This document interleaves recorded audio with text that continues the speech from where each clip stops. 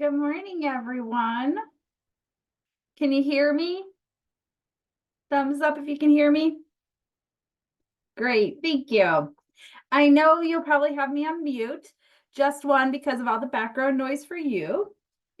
So if you have any questions, I do have you on a screen right in front of me so I can see you. So just like wave to me, let me know, hey, stop, we have a question on the floor.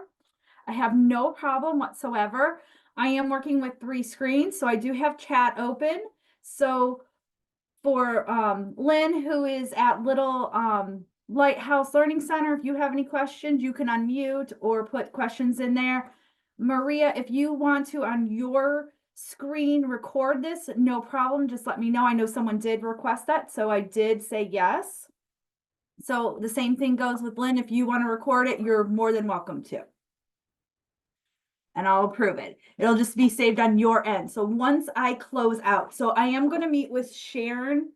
So once we're done, I might create a new Zoom for just to talk to Sharon so we can kind of close that out so when people won't get our conversation, so it won't be as lengthy. So anyhow, welcome everyone to Child Plus. My name's Danielle Hensley. I'm coming from you on the other side of Cleveland in Geneva, Ohio. So I'm very, very close to you. So I do travel around for Child Plus. Next week, I'll be in New Mexico. Yes, I know you still see my timer, so I'm going to move that off.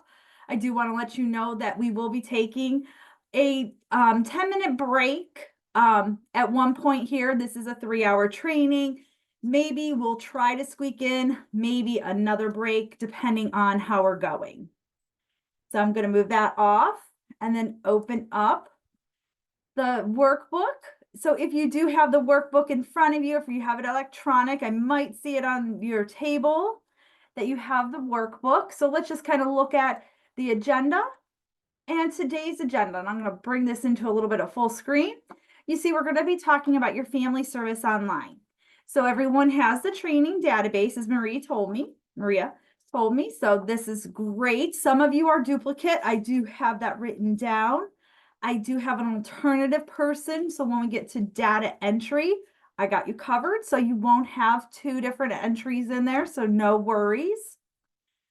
Then we're going to go, after we're done with family services, I'm going to show you some techniques. You're going to get to put in some data into this training database. This will disappear after a while. So don't worry if you mess up anything, you're not messing up anything that's live. This is a training database. So have fun. And actually you're at Child Plus admin level. So you're going to see a lot more than you would in a normal day. So welcome to being a Child Plus admin level for this training. The next thing that we're going to go into is your Entry Express. And one nice thing for family services, we have 2 Entry Expresses that we're going to talk about. And then we're going to end with the reports activity. Usually the reports activity, we'll hand it out. We'll kind of do like a little game, but this one will probably be more like we'll do a little hands-on. I'll have you guys work together in like maybe groups of 4, come up with your idea, then come up to chat. Group 1 can put their answer in for 1 through 4, and then we'll see who has the correct answer for all the groups. And I'll have Maria put you guys in groups during break. But as we still look at the booklet, as I go down, just want to point out some stuff. It does talk about how you can access Child Plus online. So that'll be one way that I will show you briefly. I won't expect you to do that. But just in case you're still one of those, and I'm opening up my Child Plus desktop, this is my training database. So let me kind of sneak that off the screen real quick and get that set up. This one, when you do go from desktop to Child Plus Online, there's just one easy link. Once you have established your Child Plus Online, you can save it as a favorite. You don't have to worry about, oh, what is the login? I always have to go to desktop. No, you can do as a favorite within Chrome or Safari. So those are the 2 platforms that you want to make sure that you use on an agency device. So that would be Chrome or Safari. So if you're an Edge user, you will be able to use it, but it will not be to the full capacity. So when we look at how to access Child Plus Online for this workbook, it is actually walking you through the steps. And as soon as I pull my database over, this is Child Plus Online. If you come up here to help, so you can write these steps down, and then you go to Child Plus Online. Don't use this link because this link will eventually disappear. It may not always be there. I do want you to kind of rely on help, Child Plus Online, and I'll give you this dialog box. When you receive this dialog box, you will see a link. This is your link. Once you are in your live data, this will be the agency's link. So you could actually come down here and copy it to clipboard, and this is what you can send to yourself in an email to your agency device. And I keep on saying the word agency device. Reason why is Child Plus Online is and can be used on a cell phone, a tablet that is accessible to Wi-Fi, to internet providers. And we need to make sure we're using agency devices because you have a lot of information at your fingertips. And we really don't want that on our personal devices. But once you select the link, or once you copy to clipboard and then you open that link from that clipboard, it will take you right to Chrome, and it opened a new tab for me. And right here is my training database that I'm assigned by Child Plus. And then I would have my login. Now that's another key, logins. It is the same login. So the login that I use for desktop and the login that I use for Child Plus Online will be the same one. So once you go back to work on Monday morning and you're in your live data, whatever you've signed in on desktop will be the same one you sign in on Child Plus Online. So again, for me, for our training purposes, ours is trainee. I would sign in, and now I'm in Child Plus Online. Same one that you're in. So I'm going to remove those two screens. So that's the quick way to get to Child Plus Online. Now we are going to start with the family services. So we are going to start on page 11. So once we scroll through the first two pages, we'll come up here to the objectives or the purpose. So again, we're going to talk about how to document the family contact information, anything that we receive from the family, how to track those provided services. So which are events. And you do a lot of events listed under need identified, which is great. And we're going to talk about that. We may have some other different events within our training database, which is not a problem. But when you're talking about your need identified, we're going to talk about how we can add additional actions for some of those that might need further documentation. Then we're going to talk about how, again, we can strengthen those needs, and that's through actions. We will talk about how to talk about the communication and especially that communication log, and then talk about how we're going to monitor our PIR. Especially the last 2 days, I've been working with 2 different agencies in 2 different states and going over their PIR and how does family services, because again, it doesn't link. You manually have to go over and check those boxes, and especially all those needs identified and all that information that you are working on. I'm going to say daily, because I know you may do that needs identify on a Monday and you might not touch it for another 2 Mondays later, but still it is daily because you know those parents are trying to get that service that you have been trying to identify with. And you need to make sure you go check those boxes. So we're going to talk about that, but we're going to do this step by step. But we are going to, again, when I've been talking about, we're going to talk about the event types. We do have different event types than you. It is not a problem. Your agency has established some different ones. You may see some ones that you're like, hey, I like these. Write them down. Let Maria know. Maybe you can have a discussion about them and see, like, does this fit your policies and procedures? Does this fit your agency? Then the next one is open versus closed. What does that mean? And we'll get into that. Initial date and other participants. We'll talk about those areas. And we'll even talk about the columns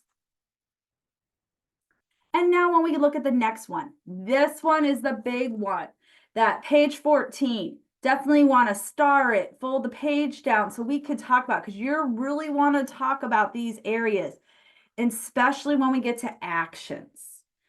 And because it really breaks down these different action types. So we're going to be talking about the referral process, the communication, the family outcomes, the PIR. So this is a big area that you might be writing a little notes down and referring back to page 14. And I'm going to write that down on my little sheet of paper for my notes, put 14. So if I say 14, you know to go back to that page. And then again, just how we collaborate with family service staff regarding any other events and actions and how they cross within the agency. And we'll look at that, especially when we get to PIR. And then we just see some other things. And this one's for the administrator part, which we've already taken care of in the first live training that actually came on site. So we really wouldn't worry about those. But if you see anything as you're looking through this training database and you like something, like I said, note it down, screenshot it, bring it to Maria's attention, and then she can bring it to the management's attention and see, maybe could we do something like this? And then we're going to get to the next page. This will be our data entry. So once we get to page 15, we'll talk about that more. So now I'm going to remove this off our screen, bring you guys back to my screen in the middle. And now I hope everyone is on this page. You're logged into your training database. Some of you have doubles, which is not a problem. Everyone should have it up here at the top. They should see that app.childplus.com, the capital LCCAA, your number that you've been assigned to. And then since you're logged in, you should see the /services. Thumbs up, everyone there. Great. So welcome to Child Plus Online. Like I said, you're at administrator level. So some of these areas you may see and you're like, whoa, we don't have that. No worries. Just a quick navigation part. We have our toolbar at the top with all of our service modules. This again is our brand new attendance area. So feel free after I'm done with this training. And I will definitely, Sharon, if you're in the room, are you in the room today? Okay, I see your head nod. I will reach out to Cliff during our break and ask him to extend this for one more week for this staff if they wanted to browse this attendance feature. And then again, you don't have DRDP, but you're more than welcome to pop in and look at DRDP. We are going to talk about Entry Express today. The management we are not going to talk about, but you're more than welcome to look in there. Performance panel we are not talking about, but you are more than welcome to look at it. We do have some performance panels set up. We are going to talk about reports. So we'll be in there. We are already on services. So again, services, we have the list of children right here. Setup, you will probably never see setup if you're not a management team member. Reason why is that's one hat you don't have to worry about wearing because you're not changing any settings. You're not establishing any settings. But you're more than welcome to look at it while you have this training database. And the to-do list, you may or may not have it, depending on if they have set that up in security. When we come across the top, we see the head and shoulders. Head and shoulders hold a lot of information. You will have this. When we click on this, this gives us who is signed in. So if you do share a tablet or an agency phone, you could see whose name is signed in. So when you usually log in, this would be your login name. We all signed in as trainees, so we all have our name trainee. And you are more than welcome, as I'm clicking on these, to follow along with me in the database and click on these. If you want to change your password, you're more than welcome to come and change your password here. Now, for today's purposes, I really wouldn't, because you could lock yourself out. But if you change your password here, you will change your password in desktop. So just to note that. The next part here is, you will probably not see it, but we have the DRDP language for us, and then we have our my operating hours. If you want to find more information about the different things like this, especially this one, I will take you to help and show you that. But the one I do want to show you is menu layout, because today we are on our traditional view. Previously, we had what we called the drop down view, which when I select this radio button for drop down, my view now looks like this, where all my little areas, my tabs at the top are gone. They are now under this drop down arrow. This can also happen when we change our resolution. So let me go back to my Head and Shoulders, my user, change my menu back to my traditional view. And now I'm going to change my resolution on my screen. I'm going to enlarge it. As I enlarge it, you can see here that now I lost my traditional and now I went to drop down. This will be the same thing that when you go to a tablet or a smartphone, you may have traditional set, but you may have to use drop down in those tablets or smartphones, depending on how your resolution is. It is not a problem. You have everything still here, but it's just in a larger capacity. So just to let you know. So I'm going to go back down to my 110, and there I go. And now for signing out. This is one thing you want to write down.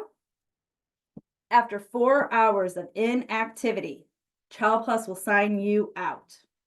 So I'm in Child Plus. I opened my Child Plus on my smartphone, my tablet, whatever. I walked away. The teacher asked me to go do something, so I got up. I went and took care of something. Kids needed to go to the bathroom. I go help them there. Now it's lunchtime. Go help serve. I've been in a child care center. I started in 2000, so totally understand what it's made up about. And then all of a sudden you go to sit down and you're like, you touch the screen real quick and all of a sudden it goes to this. No problem. It saved you. It saved to the point that if someone did come up and change or wanted to see a feature, it was going to lock them out. The one thing you do want to watch is if I do save it in Google, Google will save my password. So if you know your device may be accessible to a large number of people and a large number of adults, you may not want to save your password. So that's where when Google asks you, do you want to save this password? You may want to tell it no every single time. So that is an agency call. That is a personal preference. So I'm going to sign in and now I'm back in. And when every time I sign in, you can see how it just opens up right to services. The last one that I'm going to show for navigation is going to go into the More button. Two main areas I do want to show you. The first one is going to be Child Plus Help. Child Plus Help, if you have any questions, I said we have my operating hours. If you want to learn more about my operating hours, you type in my operating hours right here and it'll tell you about my operating hours. You do have to have correct spelling for this. How can we help you? So you do want to make sure that if you are misspelling anything, it will not search it. But even if I put in attendance, you can see how many results I get. I get 100 results. So it will give you a lot of results for even just one word. Now, if you're like me and you start hunting and pecking through some of these, and this is all free for your agency, you can come back up to our logo and it'll take you right back to the beginning. This is a very useful tool. And I will highly suggest you star this in your web browser, because when you have a question, you can find a lot of your answers right here. Because if I have a question on family services, and how did Danielle, the Child Plus instructor, talk about family services and putting in actions? Well, I can go to my ebook right in the middle, ebook, come down, look at all these service modules, family services, Child Plus Online, click on it. It's a 28-page book. Granted, we do little fancy things, cover pages, but let's go to the table of contents, how to add an event, but how to add an action for an event. Click on there and it'll talk you and walk you right through the steps. So you don't have to worry about everything I might have talked about, because you might be clicking away today and you're like, wait, that handout that we gave or they gave us is okay, but I want more detail. Ebook. Come here and the ebook will give you a lot more detail. What do things mean? And would I print this 28-page book? No. I would star it and make it a favorite. Reason why is, as we update our software, we update these. And I'm pointing to this because it's on a screen separate from it, and it is awesome. I use these regularly. I was working with an agency talking about pregnant mothers for PIR, and we got our answer like that from pregnant mothers for PIR, and it was amazing. And they were like, and they didn't go here before. So it was just one of those things that this is very useful. So that was eBooks. So if I go back to the top, it'll take me back to the beginning, and I found that right here. We are going to use reports today. So we're going to come back here. So we're going to venture back into reports later. Going back to the beginning, going back under the more, we have the learning library, and we're going to finish up with this learning library today. So I'm going to save that to the end. So put the learning library down, put a star by it, so you can remind me to go back over it with you so that we can finish up with the learning library today. So one thing you're going to notice, Child Plus loves tabs. We have our original tab here that we started with. We have our help tab, our health ebook tab. I would highly recommend, if I was working in my regular day, maybe I have my payroll tab up. I have eClick up, or eClick, however you call it. I have all these different random tabs up. I would take my Child Plus tab away from all tabs and make it its own. Reason why is, when we start working on it, it's going to create more and more tabs. And when you want to finish your day, there is a quick way to get rid of all the tabs, and then you know everything is closed. And I want to make it easier on you. The next thing I do want to point out to you, especially being family service workers, if you are talking to a person, a family, you go into their home and we see a screen like this and you're like, Danielle, I don't want to show them all the participants over here. I'm going to work with, and we're going to work with Kevin today, and we're going to work in family services. But we can see all of these children. And before we used to slide it over, right, in desktop. Well, if we increase our resolution, let's see if it'll do it. You could see they disappear. So, and if I need to bring them back, I just select this bar. So there is a way to disappear them. It does increase your resolution. You'll finally take them, and now I can just focus on Kevin. I'm going to leave it like this today so you can see a bigger screen. We can see everything, but that is one way that now I can just work with Kevin's family and not show them anybody else in the agency. And I can keep that confidentiality. So hopefully you're now with me. So I would like all of you to make sure you're on services, and I would like you to go to Kevin Arnold. So select Kevin by just clicking on his name. If you're on another child, you can go to the More button and either open Kevin or open Kevin in a new tab. If you open Kevin in a new tab, that means the child that you're on right now will stay there, and then there will be another bar or another tab that'll open up. You don't have to change that resolution. I'm just going to leave it here so you have a larger screen to look at as we're training. So let's look around. We see we have all of our tabs here across the top. Now you are still probably on 6.5. You'll be going to 6.6 very soon. Everyone is getting updated unless the agency has specifically said for the month of August, we do not want to be until a certain date. The reason why we went to 6.6 is we want to do new enhancements. And as we do new enhancements, we can do new things like add our tabs back.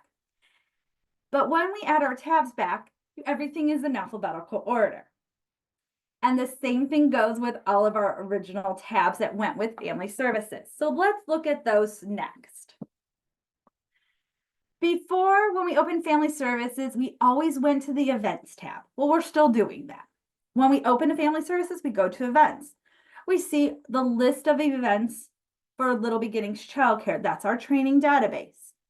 Yours will probably have a lot of, and I have a screenshot of yours, a lot of your needs identified. But you see, we have a lot of different other ones, such as the routine contact, the family goals. So you may have a little bit of both too. The next one after our events was always family outcomes. And we're going to talk about that today. And then after family outcomes, we had a combination. We had a combination of the information and the FPA, needs assessment, and PIR. And we're going to talk about each one separate. And then it would always go to attachments, where you could attach any of your paper documents, anything that you need to as for your agency that you receive from the parents or from the family. And this last one for us in our agency is a module designer. That means that we created this for our agency. Your agency is more than welcome to look at this and say, hey, is this useful? Something like this would be great. But that is a module designer. That's a whole nother training. So today we are going to work with just events, family outcomes, then we're going to go to information, and then we're going to end with our FPA, needs assessment, and PIR. So let's look at the events. And we have the events listed right here. And we see all of our columns here. We see all of our headers. We can see we can sort them by date. We can sort them by event, ascending or descending, and we can do that for every single one. And that's one reason why when I click on here, you could see this family service, home visit, and the communication log does not have a description. Well, both of them wouldn't, because really it's in the event name. But when we really look at those routine contacts, needs identified, that's when those descriptions come in handy. And that's why we should fill out all those fields. And we're going to talk about those fields once we get into one of those.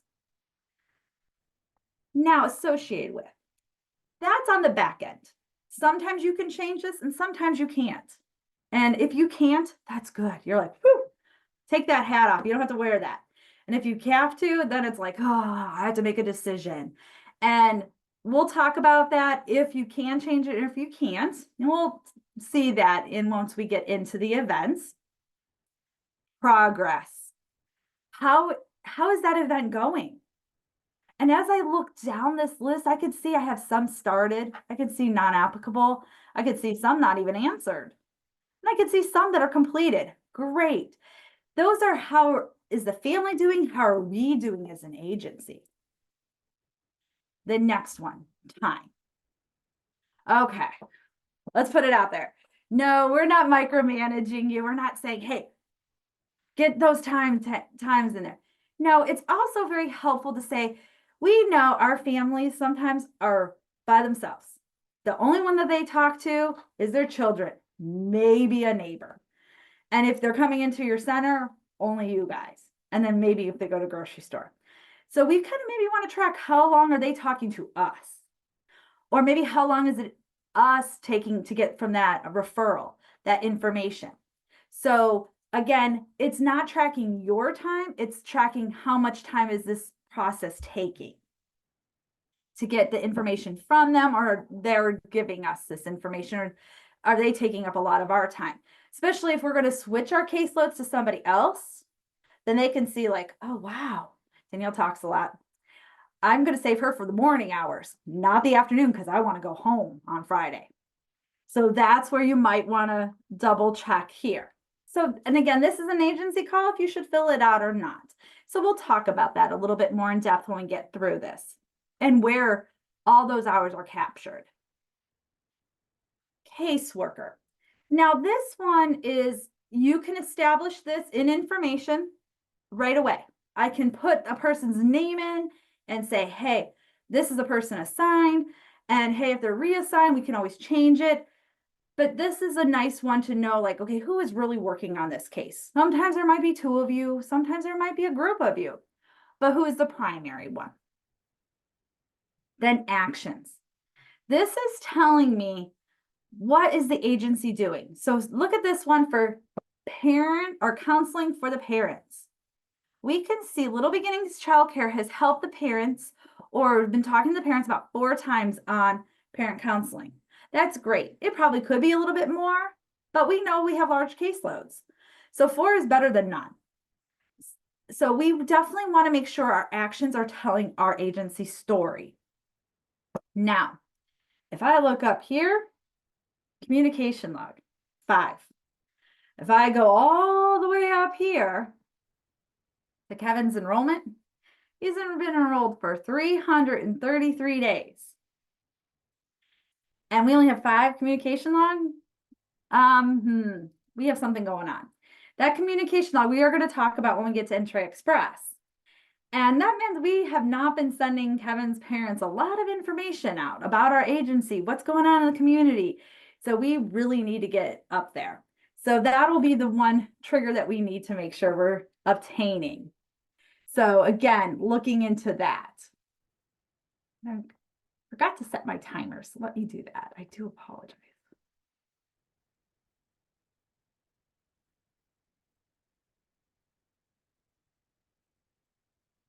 I have to move this. Okay, there we go. Now, let's look at the next one. Here's where you could add events. So if I click on add events, you could see the list of our events. And I say ours, meaning Little Beginnings Childcare. Because when I look up here at the header, we could see we're in Head Start 23-24 for Little Beginnings Childcare class or site Faith House Classroom A. And these are our events. So you may have some that are similar or different. Every agency has their own, some of them that they've kept our system defined ones, and some of them they created on their own. But you could see the list of them. And if you would like to add one, you would just click on it and it would populate the window here. And we're going to talk about one once we get into one of them. I'm going to hit cancel right now, but very quick to add. But let's look at this more button. What does this more button do? And I call them more buttons because they give us more information. So that's another thing you might want to write down. Green buttons and blue buttons, they do more. So green and blue do more for Child Plus. We call these the more button. And this one does a filter. And what does it filter? Let's find out. Click on the filter and you could see it's going to filter our events. So first of all, we get to filter our event types. So here we get to select one of our event types. And I'm going to go through the list and say, I want to select my communication log. My needs identified. I'm going to go back up and say family goal and routine contact. I'm going to just pick 4 events right now. I can pick as many as I want or only one if I want to do some monitoring. Let's select OK, and you can see the list right here. Now, I did say we're going to talk about that open or closed. So we're not going to talk about it right here, but this does give me an idea of only show open events based on the date closed field. Oh, that means I get to close my events. So some of you may know, yeah, you get to close the events once you're done with them. Very true. You get to do that in health, education, and family services. So once you're done helping those families, you can be like, we're done. We got you those diapers. We got you those pots and pans. I'm just throwing out some simple ones and you're good to go. We're going to close that event. But when you guys need to purchase a home, that one, well, that's going to take a long time. So that event may not be closed. Yeah, yeah. Yes. Yeah. You're going fast. Slow down a little bit. They're trying to catch up with you. Okay. Thank you. Yeah. Do we need to have her go back? Yeah, that filter. Can you go down to how you got to the filter? Sure. How did I get to the filter? Perfect. Great. Thank you. And I didn't see you guys waving. So right here, more button. Click on that more button. You see that filter? Click on that filter and this will pop up. Now my filter, my click stayed. So I'm going to just click on this blue because remember, blue and green did more or does more. However, my English right now, I've been talking for 3 days straight. But right here is where I get to click on which events I want to look at. You can click on any ones you want to, but I would suggest let's put in the communication log. And let's put in any other ones that you want to. You can mimic the same ones I have. And I'm going to select OK. Now, I did click on this blue. So you could see kind of how it changes the gray. I'm not going to select this right now. I'm just going to see all events. I don't want to worry about the ones that are closed. So to get off this, I'm going to just hit cancel. Now the next one, initial date. Well, when we click initial date, we can come up here and check this box. When we check this box to only show events with initial date during the select program term. So now we have to establish which program term do we want to see. Now, on my list, you're going to see a lot of ones. You're going to see Head Start 22, 23, which was last year's. You're going to see an after school one. You're going to see an early Head Start one. You're going to see a Georgia State preschool, and you're going to see Head Start. I want to focus on this year's Head Start because Kevin's in Head Start, and it's this year. So I'm going to select just this one. Select OK. This is what I have selected. Now, right here. So right now I've only done these. Now I'm going to go to other participants. So this is like that row of, do I want to see any participants in the family or only the participants? I'm going to say any participant in the family. So that means the participant or the family member. And that's what you should have checked. So again, when you hover over those areas, you just can see how it changes to gray. Everyone there?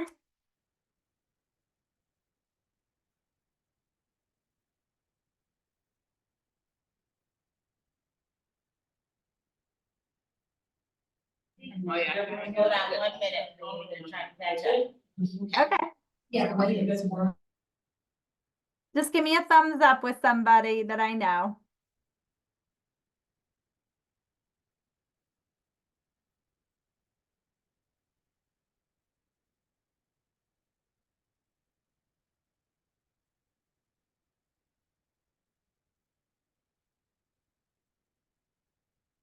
All right, thank you, Danielle. Okay. And when I hit OK, watch my list. You could see and watch your list. What is missing? I have family goal, I have routine contact, I have need identified, but there's one missing.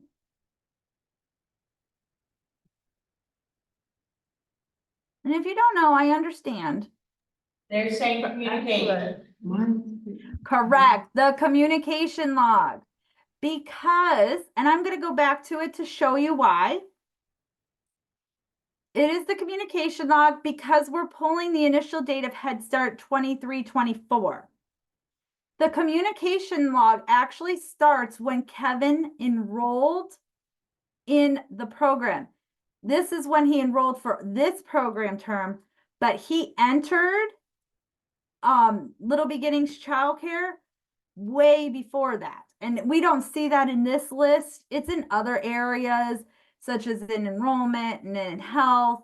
So you don't see that. So some of you might be like, oh, why can't I see it? So sometimes you might have to find out other ways. You might have to talk to somebody. I'm gonna just go here to enrollment, go down, and I can see here that he was here last year.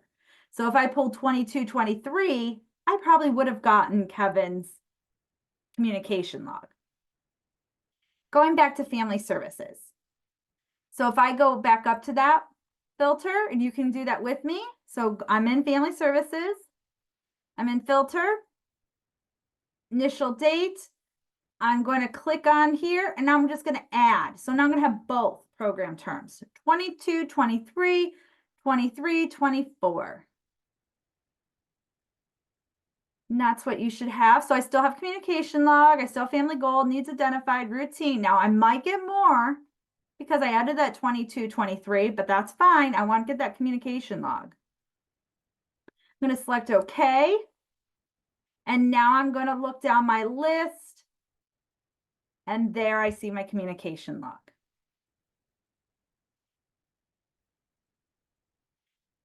Now, let's talk about that communication log with that filter in case you use it. You previously had EHS children. This communication log was established when they first started. So some of your EHS kids that have transitioned into your early or from early Head Start to your Head Start program, their initial date may be not on that program term. Should you change this initial date? No. So when you are filtering, you may not find them. Only when you run the filter. So just to note that down is if for children past some of those program terms, or if you don't see the program term, it's because of that initial date, because they had an old initial date.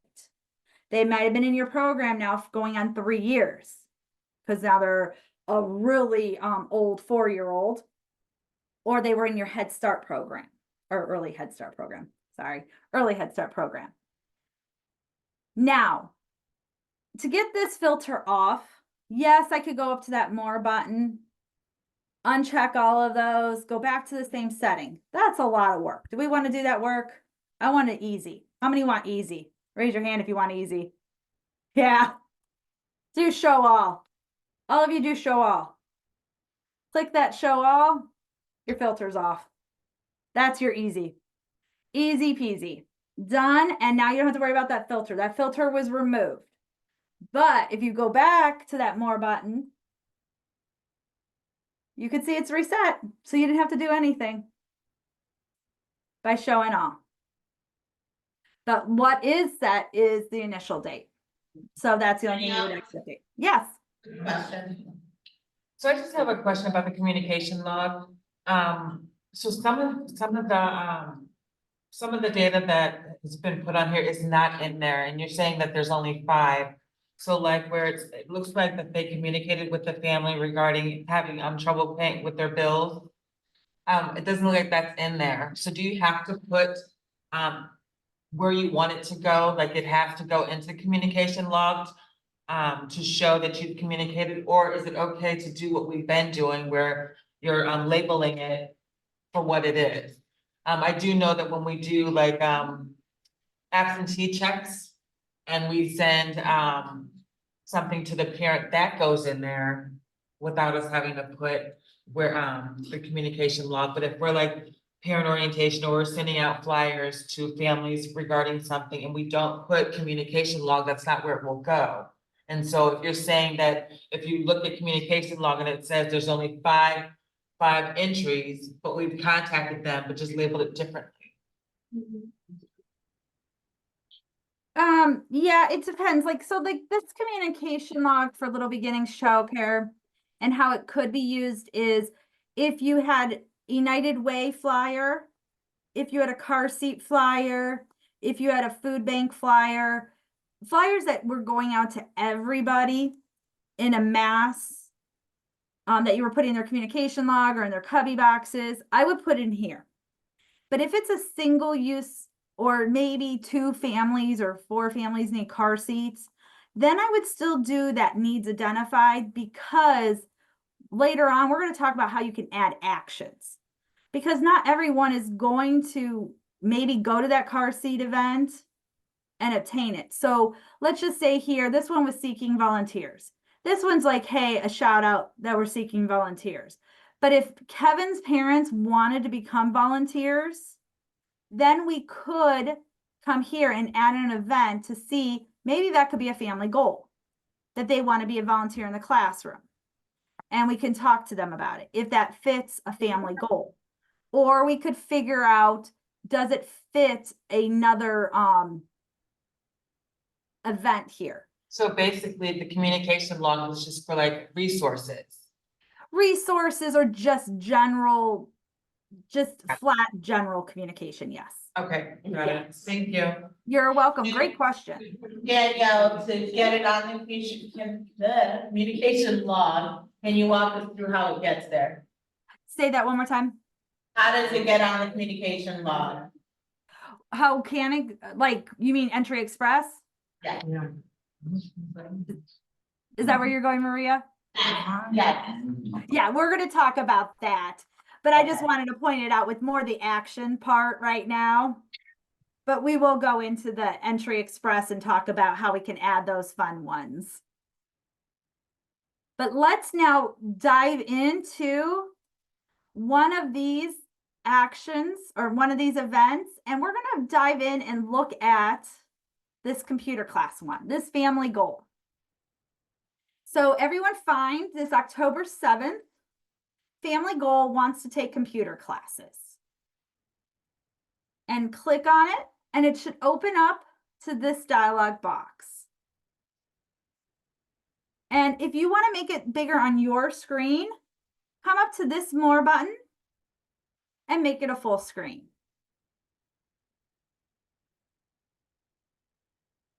Now let's just look around here and see what we see. First of all, we have all of these boxes, which we call field boxes. They will never change. They will always be the same.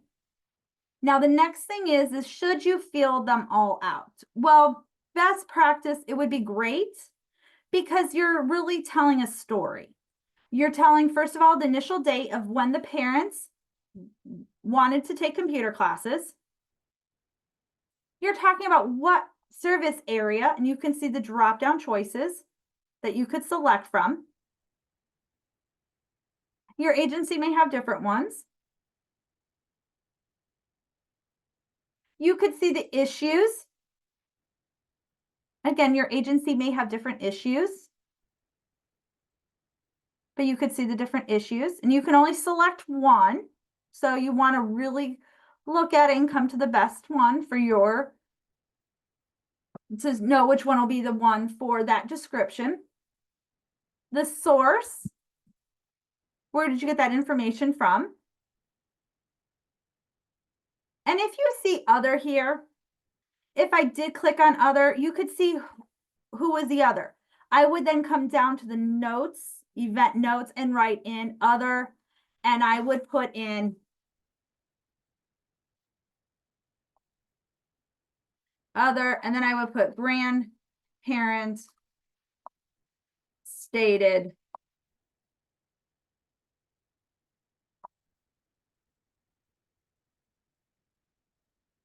I'm going to say in front of mother. This way, at least we're addressing. Now, did you see what's one thing as I'm typing? Don't mind my grammar. You won't receive that. But what is one thing that I forgot to do? Timestamp. Timestamp. But once I hit and I come off, look what it does for me. Child Plus Online automatically timestamps. You no longer have to worry about the timestamp. Once you do the first entry, you now get extra ad notes. We have this quick notes that we'll talk about eventually when we get into it. And we'll talk about, like I said, once we get through a little bit more. We do have, if I misspelled anything, I can come here and click and I can edit these existing notes. If I needed to send my notes out to my supervisor or I need to put it in another area, I could copy it and it will save it, and then I can paste it in another area. So if you do select other, I would just make sure you're documenting it somewhere. And event notes would be a great spot. The next one here is our family outcomes. Where is it going to come from? Now, this one, you can see, you can choose more than one. Did I hear somebody? You guys have a question? Can she go back how to time tap it? It already had it. It doesn't automatic. automatic. So when you say they go out, Yep. when you type in the event notes. I had. Her question was about how you got that timestamp. Not a problem. So I want you to practice. So on yours, just click on your event notes in this family goal, say, type in anything you want. You can just even, if I add a note right here, if I do da, da, da, da, da, da, da, da, and I hit okay, watch. Just practice. Oh, no, you can swap. Are you able to go in and correct mistakes? Yep. So if I need to correct this, I'm gonna come here to this more button. Ladies, please think, it's another tip. Go ahead. I didn't hear what she said. How to edit. She's gonna show you how to edit. So if I need to edit this right here, I can go right here to this more button. I can click on edit existing notes. And it gives me all of my notes.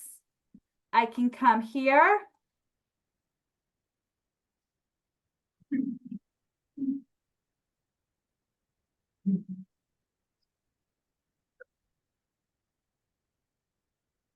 And there you go. So you could practice. This is a training database. Have fun with it. You can just, you don't have to type words. You could just da, da, da, da, da. It is totally fine. When you see a notes area or click on this, do the same thing. Just practice. And hit okay. And you can see the timestamp. Once you get going, you will see, once you're in your live data, you will see your training name. You'll see how you sign in. It'll be all great. Now, remember how I said there's one area where, oh, do I have to choose? Is it going to go to the participant? Is it going to go to the family? This is up to the agency. Well, my agency, Little Beginnings Childcare, associated with, it's going to the entire family. I don't have to think. It's grayed out. I can't change it. Thank you. One last little hat I have to worry about wearing. And one field I don't have to click. This, again, can be pre-populated already if I establish this because I put it in information. If it's not, I just click on the more button. I am going to select change. And now I have my list of personnel. So then I would just find the person that's responsible through the list. I can search their name up here. Let's just say if I start for Vanessa, I could just put in Van and you can see who it'll pull up close to the one that would have the word Van in their name. If it's Vanessa, I can select Vanessa and now it'll change to Vanessa. Now, the next one, family members. You can see we actually have the mother's name in here.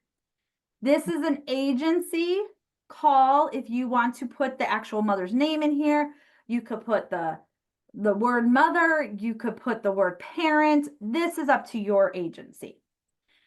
It is a text field, so you get to type it in. So again, family members, it's just saying who is the one it's assigned to, who is the one that's going to take computer classes, who is the one that's going to complete this event. So pretty much the family members that's going to complete this event is Norma, who's going to take computer classes for this family goal. Now, closure expected. We see that it was going to be expected to be closed May 30th, 2024. We started this back in October 7th. That's a good time frame because we know she cannot take a computer class or if she started a computer class in October, she is not going to be finished one in February. We know she won't probably even be finished one in March. May is a good time frame. So we have that selected here. So again, that's going to be a judgment call based on you. And if you're really unsure, that's when you get to ask a colleague and kind of brainstorm. If it's a winter coat and we live in Ohio and they ask us in September, we know that's going to be probably October 1st because we know snow is going to start flying because we live in Ohio. Now right here, progress. This is where you're going to kind of come back and forth into this. Again, this could be an agency call where you don't do this part. You don't complete this field. But this field talks to reports. It talks to that events page. It talks to that column, and it's telling your management staff and telling you, where are the parents at? So if you just started it, you can mark started. So this will be October. If I did a check-in through actions, when we look down here below, we'll see actions, communications or direct contact. We see we have January and February. I know we have our referrals here, but we have these other direct contacts. Then we know our progress would have moved to about 1/4. And then probably in February, half. And then probably by the time that she completed the course, we could come back and mark it completed. So those are just ways that you can kind of keep up on your progress. Like I said, you can pull this on reports and see it on those columns. Now, we will not complete this area close date until we know that they have closed it. Now, sometimes we might have to close it knowing that it is no hope. One, we've tried everything. They will not go. I had one family, when I worked at a Head Start program, I was in health and nutrition, but I'm also a car seat tech. And we were trying to get this family car seats and they would not go. I offered to meet them in certain locations with car seats. They wouldn't. So they finally had to close them out. And the result here would have matched that close date, meaning it was not met by parent problem for that one on the car seat.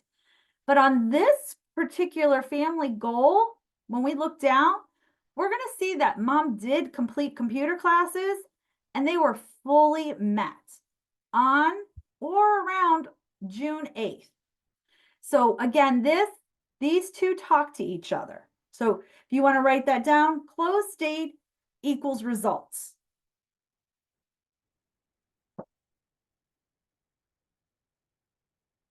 Now let's go down to actions. We have about 17 minutes before we take a break. So let's finish up right here and then we'll see where we're at. These are actions. To add any new actions, and you can always add actions. We will select by adding actions, but we're going to look at these actions. So we know that we started this family goal for wanting to take computer classes October 7th. So we put in referrals. Now you're going to see 2 referrals. And reason why is we want to track the number of referrals. And we need to track because we can only select one referral and then another referral. So that's why we have 2 referrals. So we can see the first one to the cooperation extension, sorry, I cannot talk. But we see, first of all, we have the action types. So let's write these action types down. We have 3 action types. These 3 cannot be changed. They are universal through all Head Start programs that use Child Plus and family services under actions. It will be either communication, direct, or referral. These do not talk to the PIR, but these will tell you on reports of how you're doing. And plus, when I look at certain ones, they're going to change the different fields. So as we're on referral, we get referral types or referral to. When we look at communication, if I select communication, you can see we get less fields. Let's go back to that referral. So referral here we have, and we see the action date. I skipped over scheduled date. We'll talk about scheduled date, but for right now, I'm skipping over scheduled. So if I put in referral, I gave this referral on October 7th to this referral agency, and I have only 2 types, written or verbal. Now, when I look over here, the type of contact not completed, again, that's an agency call. This field, if you want to put it in, I could say, you know, one of these things, I could have sent her a message, a flyer. I could have done a printed letter. Well, we already know it's written. So again, it's an agency call if you're going to fill in that type. I'm going to leave it blank. You can play around with those drop down arrows. Please do. But the biggest thing is this description telling me that it is a referral to computer classes. So you definitely want to make sure you're putting that description. That's a text field. Text field probably about 50. So you will have to watch your characters. If you go over characters, you might have to abbreviate or come down here to your action notes. Now we do have these statuses. So we have these statuses. These statuses talk to reports, and we're going to do a report activity today. We want to find some of these activities that might have waiting feedback, because if you select waiting feedback, you can pull a report to find all those ones that, hey, I've been waiting on this parent to call me back, and you can pull a report to find all those ones without going through notes. You don't have to have yeah, I can talk today. Spreadsheets. You can pull reports in Child Plus to find those. So these statuses are definitely very important and pertinent to your job. But we can see, hey, we gave her that written one, action complete, we're done. Again, we see the caseworker name. That can be pre-populated again from that information. And now we have the hours. This is where we get to collect those hours or minutes. We're saying it took us 30 minutes just to go through our referral information to find where we can get her information for computer classes. And how many minutes did it take just to give her that information? Again, this is an agency call. So write that down to discuss later on with your team to see, are we going to be collecting this information? Now down here, action notes. Should we add action notes? Yes. Action notes continue to tell your agency story. So they could be as small as just started classes on January 12th. Now we don't have this one timestamp because we do live in a training database and we train all year round, so we do back out the times. But you would have yours time stamped, so make sure of that. But you do want to make sure either they're small and mighty or lengthy and tell a description. I'm going to go to the next one. I'm going to select OK and go up to the next one, to the Gwyneth One Technical School, and you can see the same thing. Now we don't have any action notes here, so we're really not knowing what's going on with this one, but we do know, again, it's still that referral. Same information being collected. I'm going to hit OK real quick because, again, we just went over the same one, but just with a different referral. So that's another thing you'd want to write down is when you are putting in actions and you did give 2 referrals, 3 referrals, you do want 2 separate actions. You want to claim that information. Then after they're done with that, we do need to do periodic check-ins.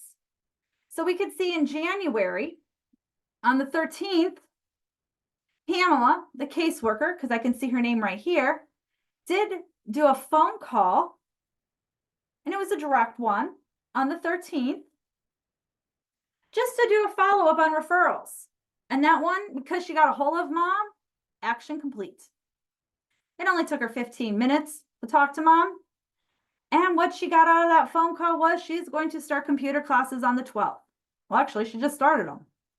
So congratulations to Norma. So she's ready to go.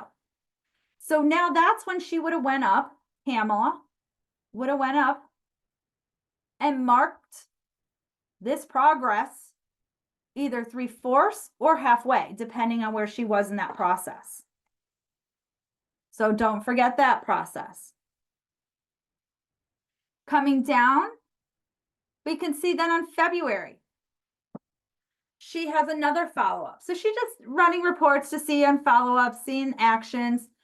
And we can see how she's just kind of coming back in, checking in, another direct communication on the 12th.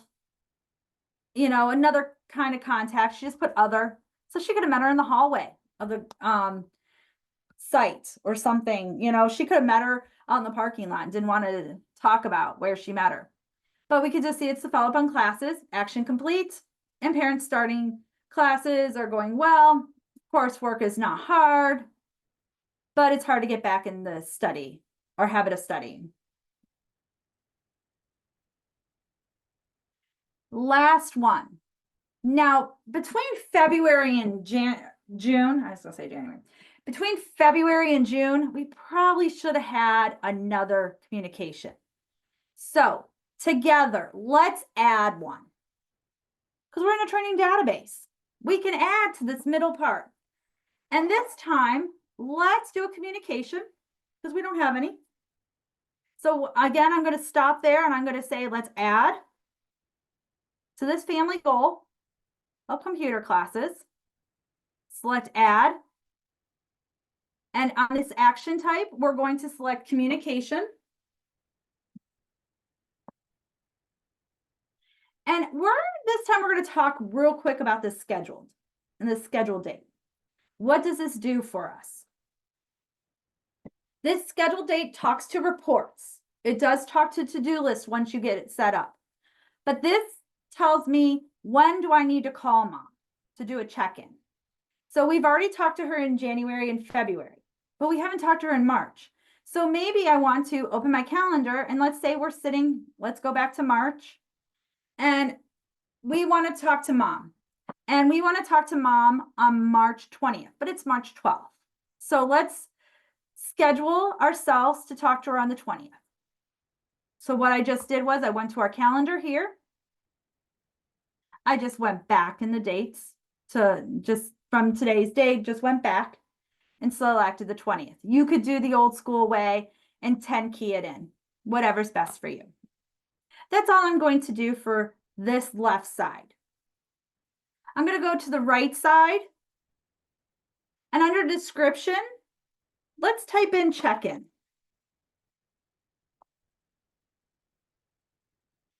And now for my status, let's look at what might be appropriate status or there might not be. And I'm looking through this and I'm thinking, Danielle, there's not a good status. Okay, there's not a good status. I'm leaving it blank. I think this is great. The only thing I need to do is I'm going to leave my action notes, and my action notes will be calling. It's Norma about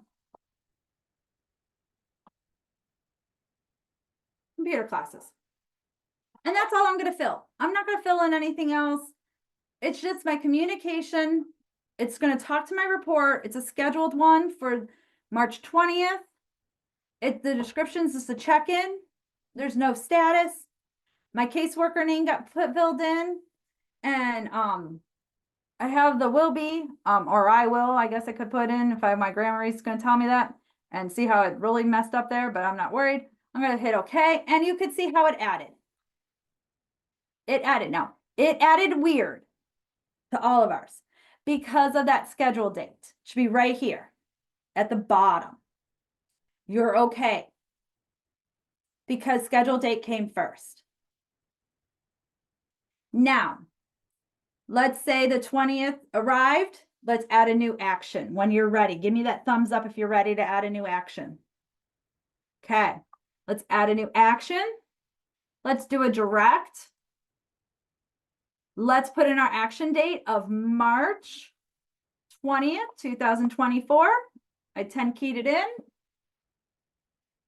Now let's do type of contact. Let's do phone call. Description.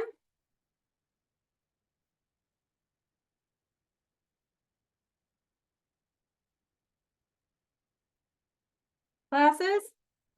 And now I'm not going to do my status because I'm getting her on the phone. I have this open. I'm ready to go. So the phone's ringing. I'm waiting to talk to Norma. Guess what? Norma doesn't pick up. But I'm actually in the middle of doing this. So I'm going to come down to the bottom. I want all of you to go down to your action notes. And I want you to type in, let me double check what the word is. I had a blank for 2 seconds. Give me 1 second. 2 more seconds.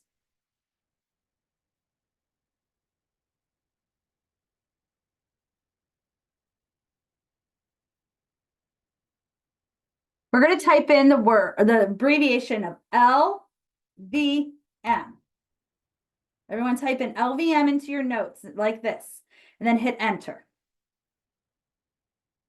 When you do, does this pop up? If it does, give me a thumbs up.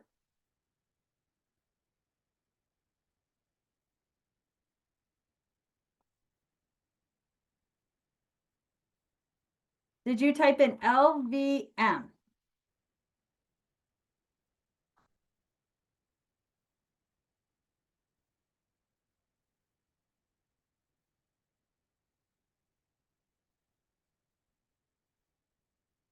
I see a hand. Go ahead. Wait a second.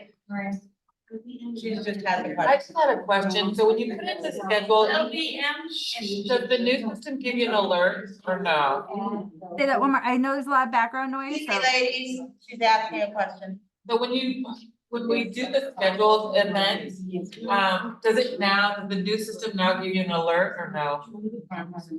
the alert will be through to-do list or reports. Okay. Okay. Yeah, it'll be reports or to-do list for that scheduled date. Does anyone else have a question? Or do you need to think or do something again? They're doing the LV shortcuts. Who typed in that LVM and got left voicemail for parent?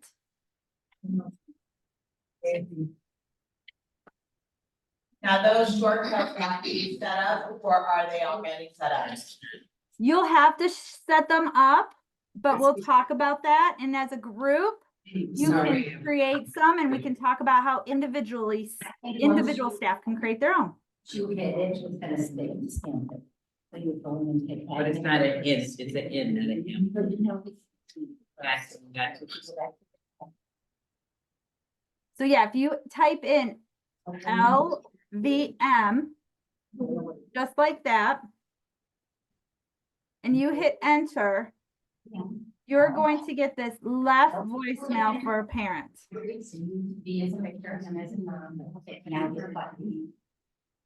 It's just, that's just abbreviation like texting.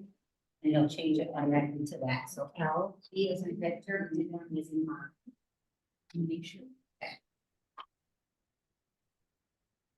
We good? Okay, and this is called Quick Notes.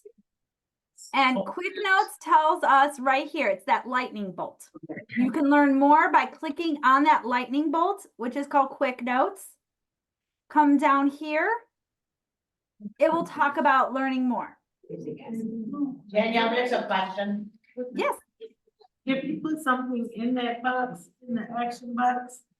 Did you put something in that No, out? I'm saying if you put it in Oh. there and you need to take it out, can you take it out? There is a way you can edit notes. Can you show her how to edit the notes again? Exactly.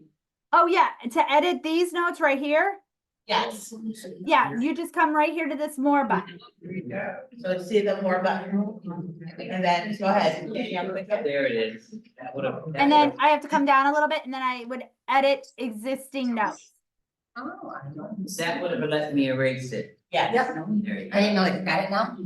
Bernice, So more button, edit existing notes. there's another question, Danielle. Okay, If you click that lightning bolt, what did it do? when you click the lightning bolt, it will open the quick notes. It will talk about, this is the quick note that we have at this current time in this database. If you if you go to your database, there may not be anything, but it will show you this and you can go down here to this blue button, learn more. And when you click on it, it will talk about quick notes and how you can use it. Okay. Amazing resource. Okay, anybody else? All right, thank you. You're welcome. So now since we left our voicemail message, we're good. We have left our voicemail message. We'll wait for mom's feedback. So now we can come up here to the status and we can now take our status and say waiting feedback.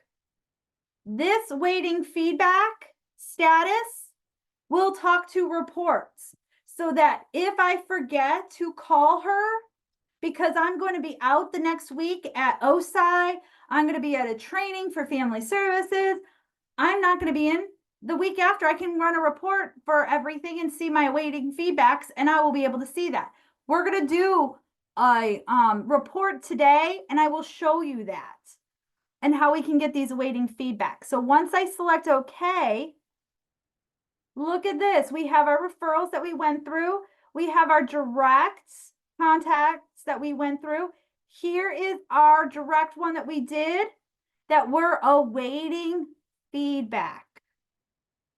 Our scheduled one that talks to reports and to-do list is down here under the scheduled date column.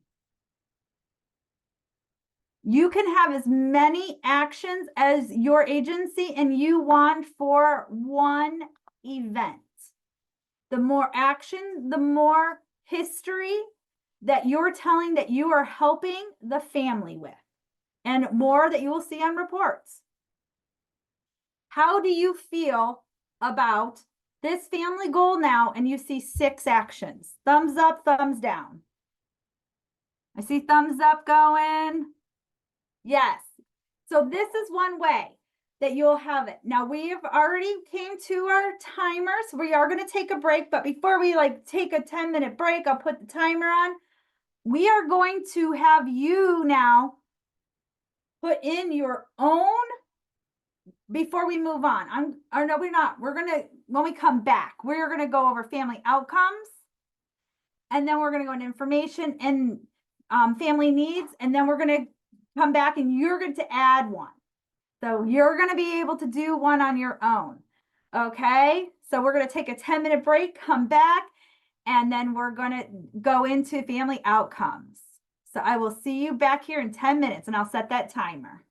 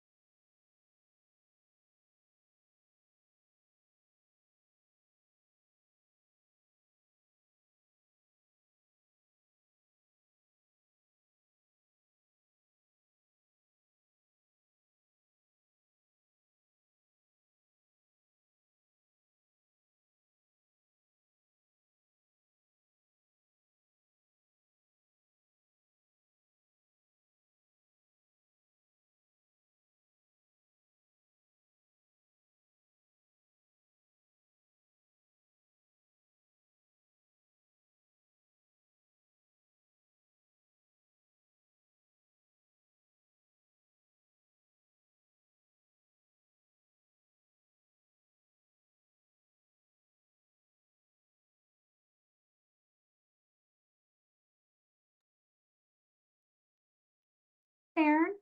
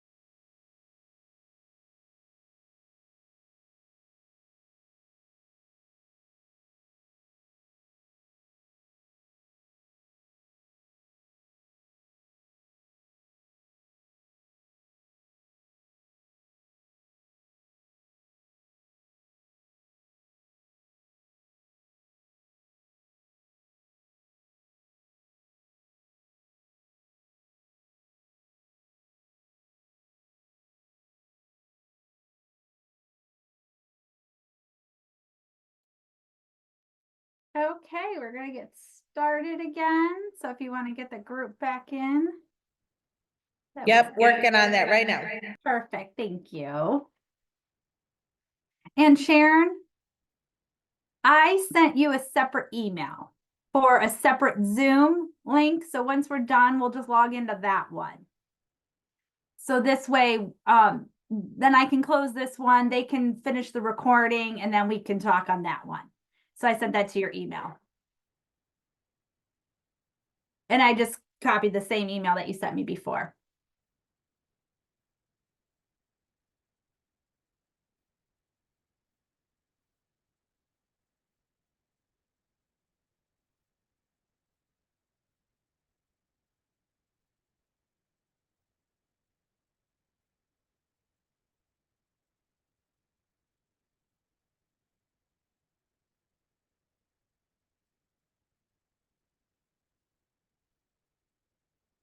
Go ahead, Wendy, I'm sorry, I'm thinking about Wendy. Go ahead, you know, those that aren't back, go catch up. Yeah.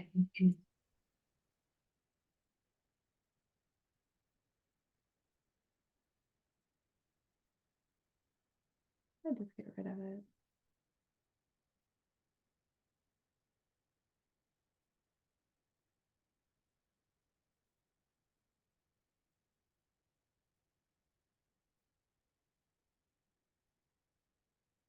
Okay, looks like we're almost all there. Give me a thumbs up when I know where everybody's there, ready to go.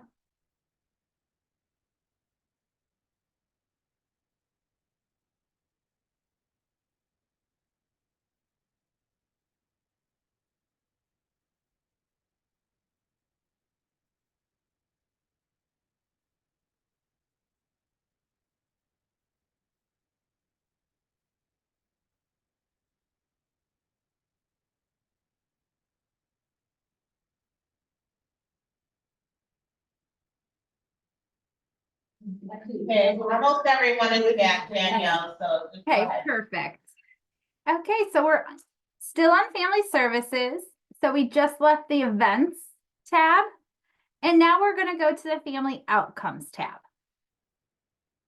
So now we're on family outcomes, and we can see here that we have our family instrument, our family assessment instrument. That is just the title of our family outcomes. So Little Beginnings Childcare has chosen to label it this way. And below we could see that as we score, we're going to score this one for our assessment tool as low score means greater need. So again, that is established in the back end for setup. So that's one hat you don't have to worry about or doing. So however that's established for your agency, the thing that you have to worry about is how you're going to talk to the parents. How are you going to complete this with the parents? Now, for some agencies, we only do 2 times a year. Some only do it once, some do it 3 times, and some don't use this option. They use a different screening tool. So it's best on however fits your agency. But if you want a great report, you want everything to talk to Child Plus, and after completing stuff, highly suggest putting it here, because the ones that use outside tools, they kind of have to figure out and work around that wheel. But for Little Beginnings Childcare, we do 3 times a year. We could see our prelim, our mid-year, and our end of the year. Now, these circles will never add up to 100%, because as we look at those, they're never going to add up.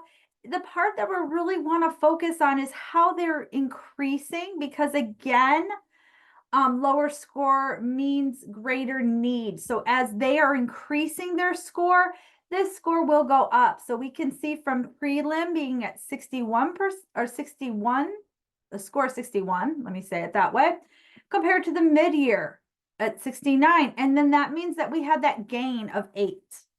So they're doing great. So we're going to have to score it for the end of the year. And that's where we're going to work on, and we're going to do that today. Now we can see also here when they completed it, the date and who helped them complete it for the agency staff.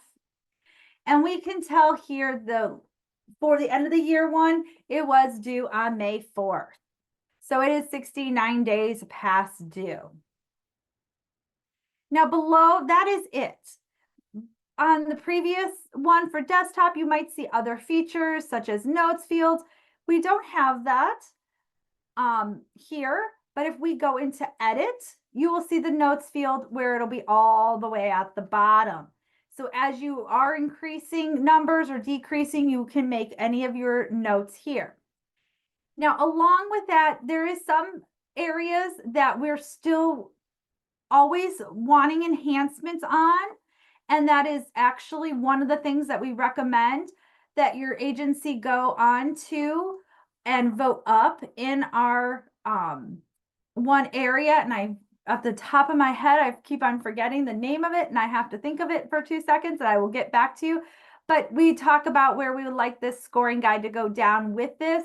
And there is an area of that, and I will send that in. Maria, I will put that in the closing letter. I'm going to put that down, and I'm trying to think of the name of it, and it's popping out of my head. I have our name for Pendo, but it's not that for yours. It's feature request. And you want to put that in the feature request and vote that up. But I'll put those ones in there if you would like to see that. Now, the next thing here is with the feature request is we need to score it. And before you could always copy it from previous years. Well, you can't for Child Plus Online. So I'm going to teach you a shortcut on how to do that. So this is going to be a shortcut right now around it. So first I'm gonna come in and cancel. I'm gonna come over here. I'm going to first, and it seems a little weird, but I'm gonna open Alex, his neighbor, up in a new tab.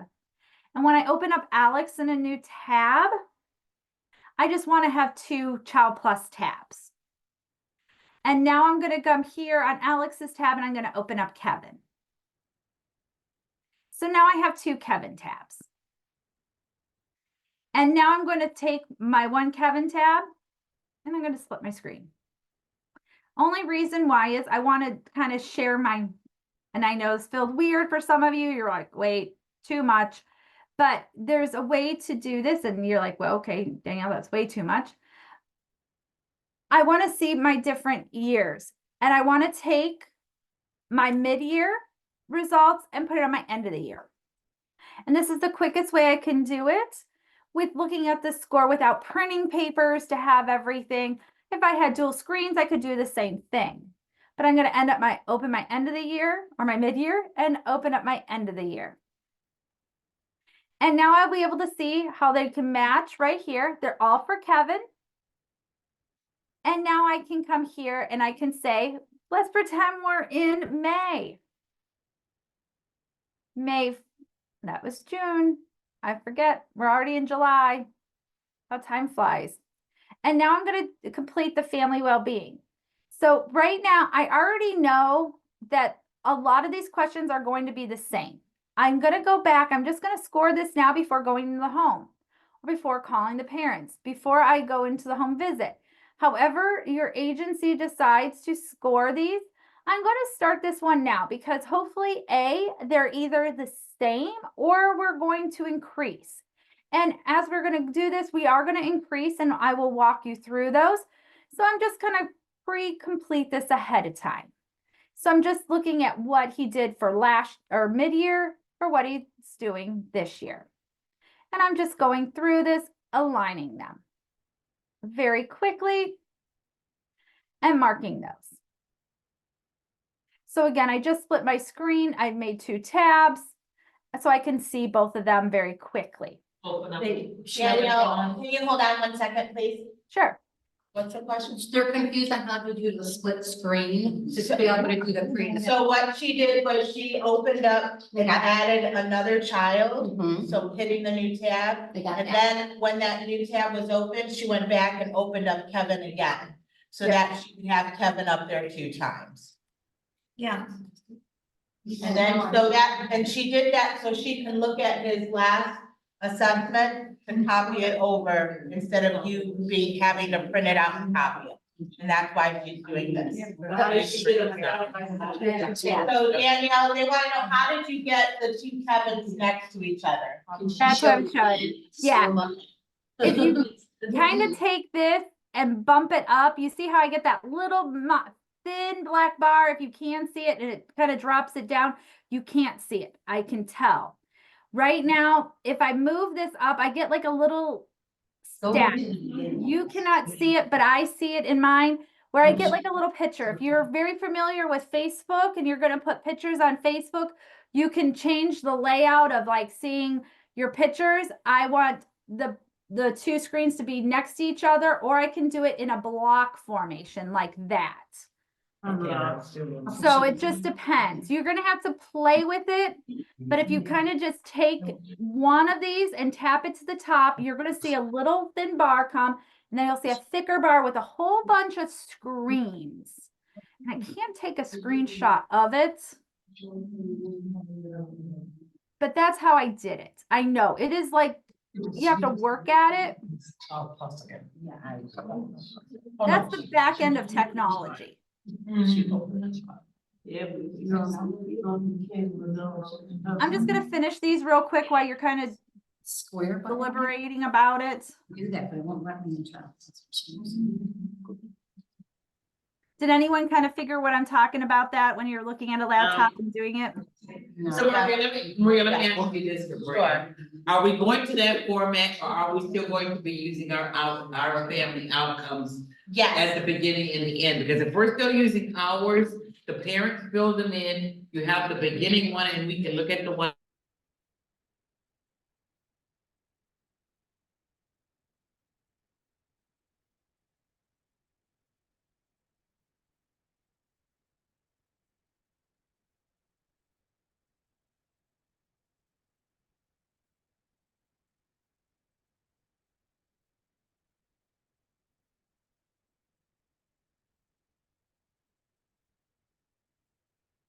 I know you're deliberating about like how you're gonna use that.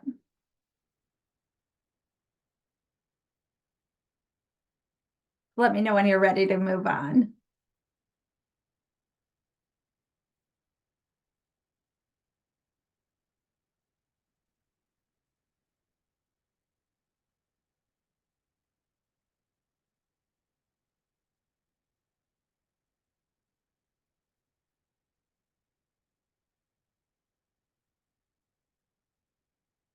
Are you ready?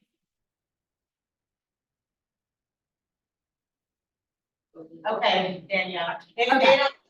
they don't understand how to split the screen, that's not a big deal, it's just a shortcut that you're sharing.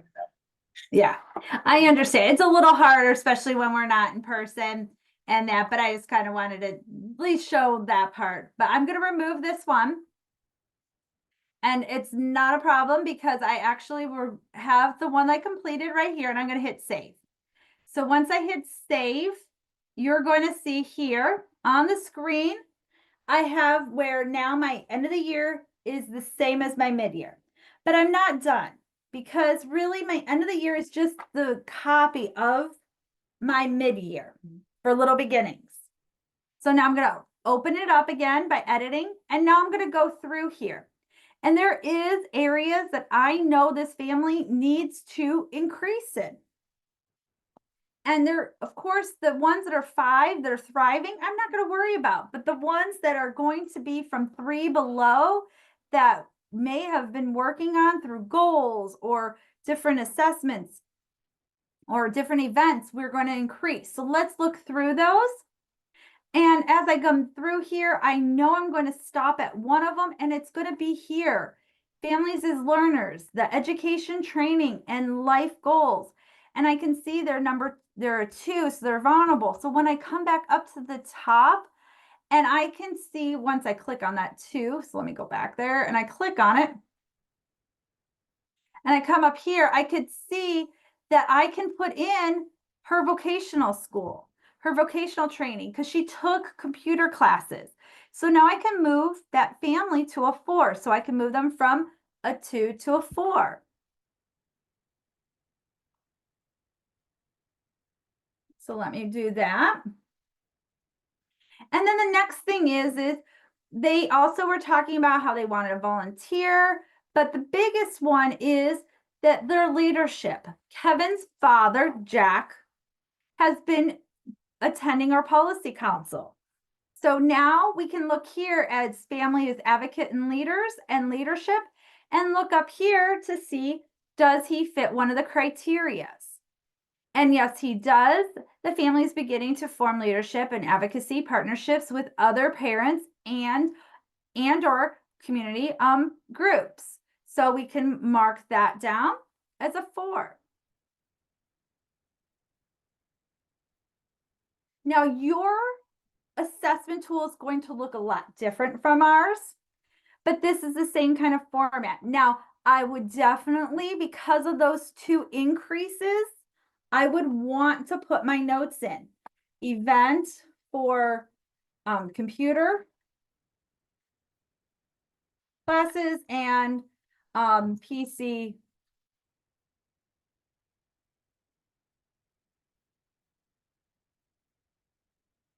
Oh, let me do it.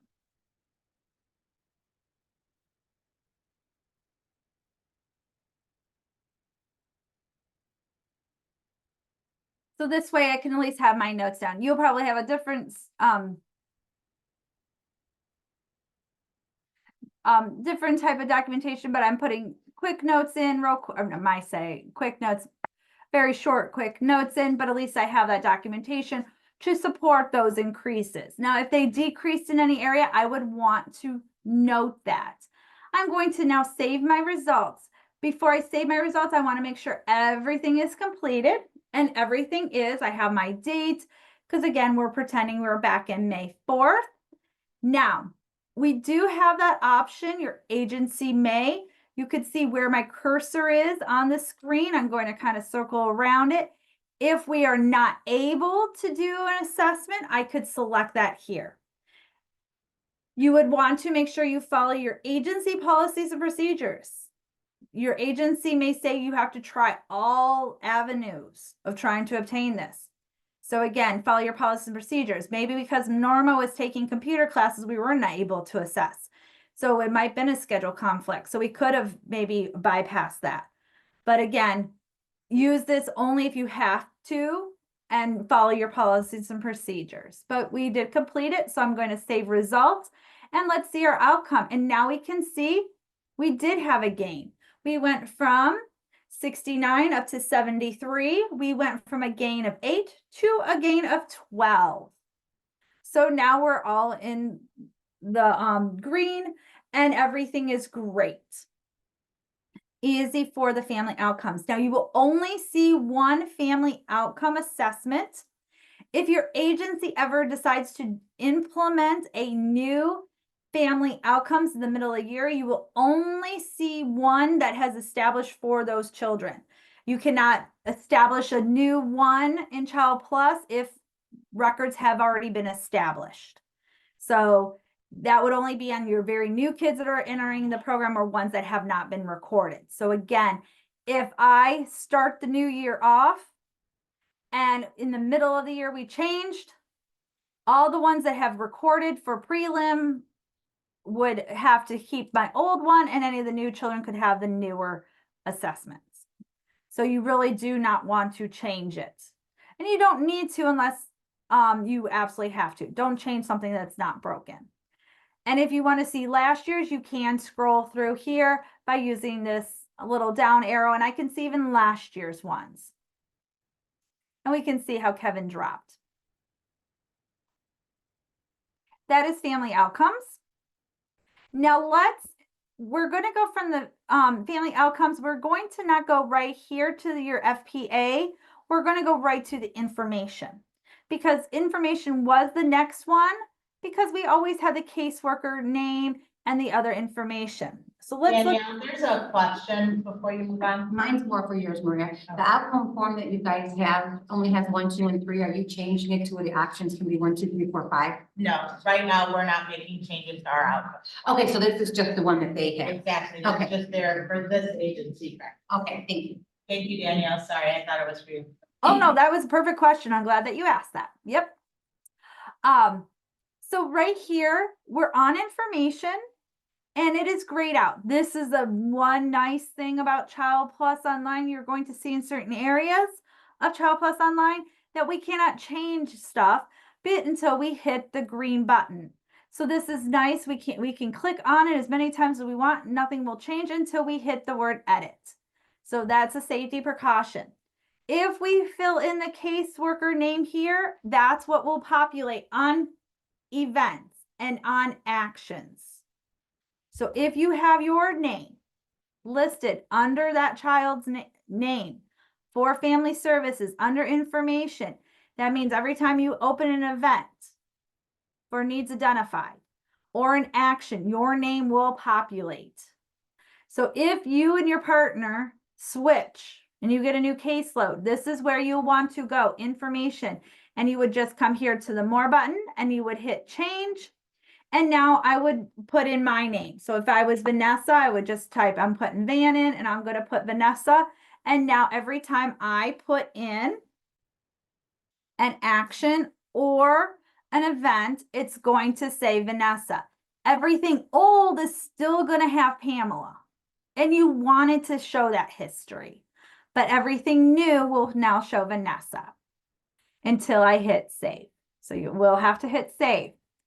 Now for other caseworker and other case numbers, you could put another staff member that you work with in your agency. This is a text field. It will not populate, but you could put them in there.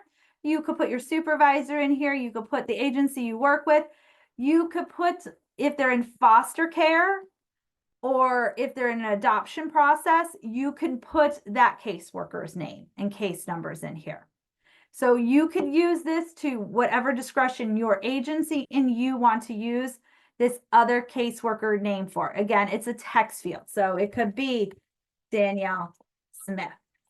There's another question, Danielle. So if in fact I was covering one of my coworkers' classrooms and I went to go add an action for that particular child. But I put it under I'm gonna put it under my name, then would it show when they pulled the tallies? So if she changes her name when she puts in the event, will she see her name there?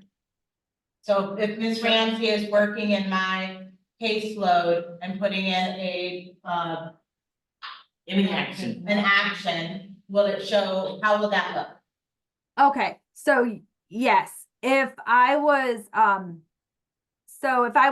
going in for Maria. And Maria was assigned to Kevin's caseload here. And I go in and I add an action, it will have Yes. Maria's name and not my name. If I wanted the credit for that action, I would just change Maria's name and then put my name. But how would it affect the total of actions, in that family? So will it still show the action? So the Oh, yeah. numbers. Oh yeah, it'll show the action. The only thing that it will do is, it'll just tell the history. Right here, it'll tell first the initial person that started it. But when you get in here and below, if, let's just say Vanessa and Pamela were working together. And so let's say this one here was now Vanessa, that's fine. You don't have to worry about it. It'll all still show populating it. It's just showing history, who was helping. Right, it's not, in other words, it will calculate for Yes. under your, Correct. okay. It'll all just show under that child, that event. But no matter what, now if you left it blank, let me say yes. Now if I left information blank and I did not have Vanessa's name in there, that means every time I go to add an event or I go to add an action, I have to put my name or whoever is responsible for that person. I want to save time. I don't want to sit there and type in my name or someone else's name. So that's why we're trying to give you that extra step of not doing that. Now remember, all that time spent on different things, this is where it's getting totaled. So this is where you're seeing it. So if we were to look at all of our events, if every single event here had a total, we would find it under information too. Again, you don't have to. This is an agency choice if you want to track totals. Over here is who's holding the IFPA, the agency, like who created it. And most of the time, it's always going to be the Head Start agency. Very rarely is it going to be, maybe if it's in a different state, the state may have a little bit of control. And I think there's only one state on the East Coast that has that kind of control, and it's the smallest state. So usually it's always going to be the primary one that's going to hold the IFPA agency type, and that's Head Start. And when we look here, you can see it could be a private organization, it could be a public family service, and then you just put the name. You don't have to sit here and put Lorain County. You can just leave it blank. You already know it's Head Start. Then notes here. What could you put in these notes?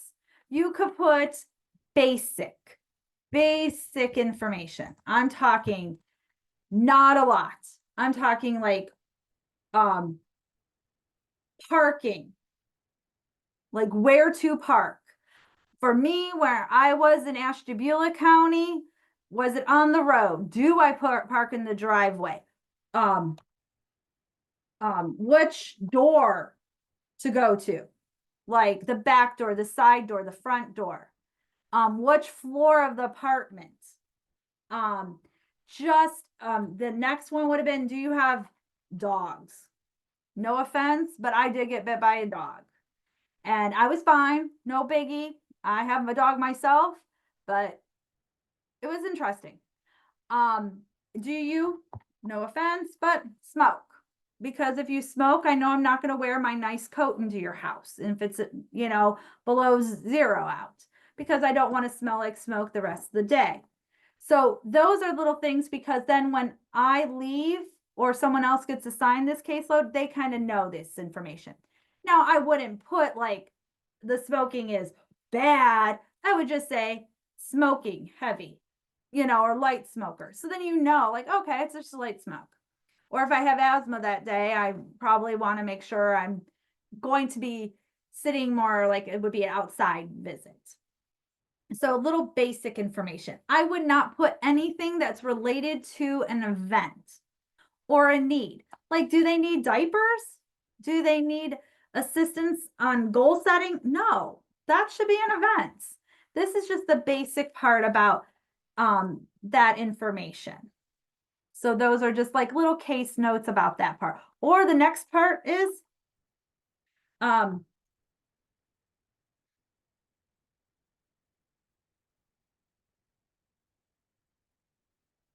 best number to reach the family at, because which one do we call, or which communication. So putting little things like that in there will help tell your story, especially if you get them back next year. Then you're like, oh yeah, forgot Arnold family, cell phones are the way that they like to be communicated by, or text message. So just to let you know on those.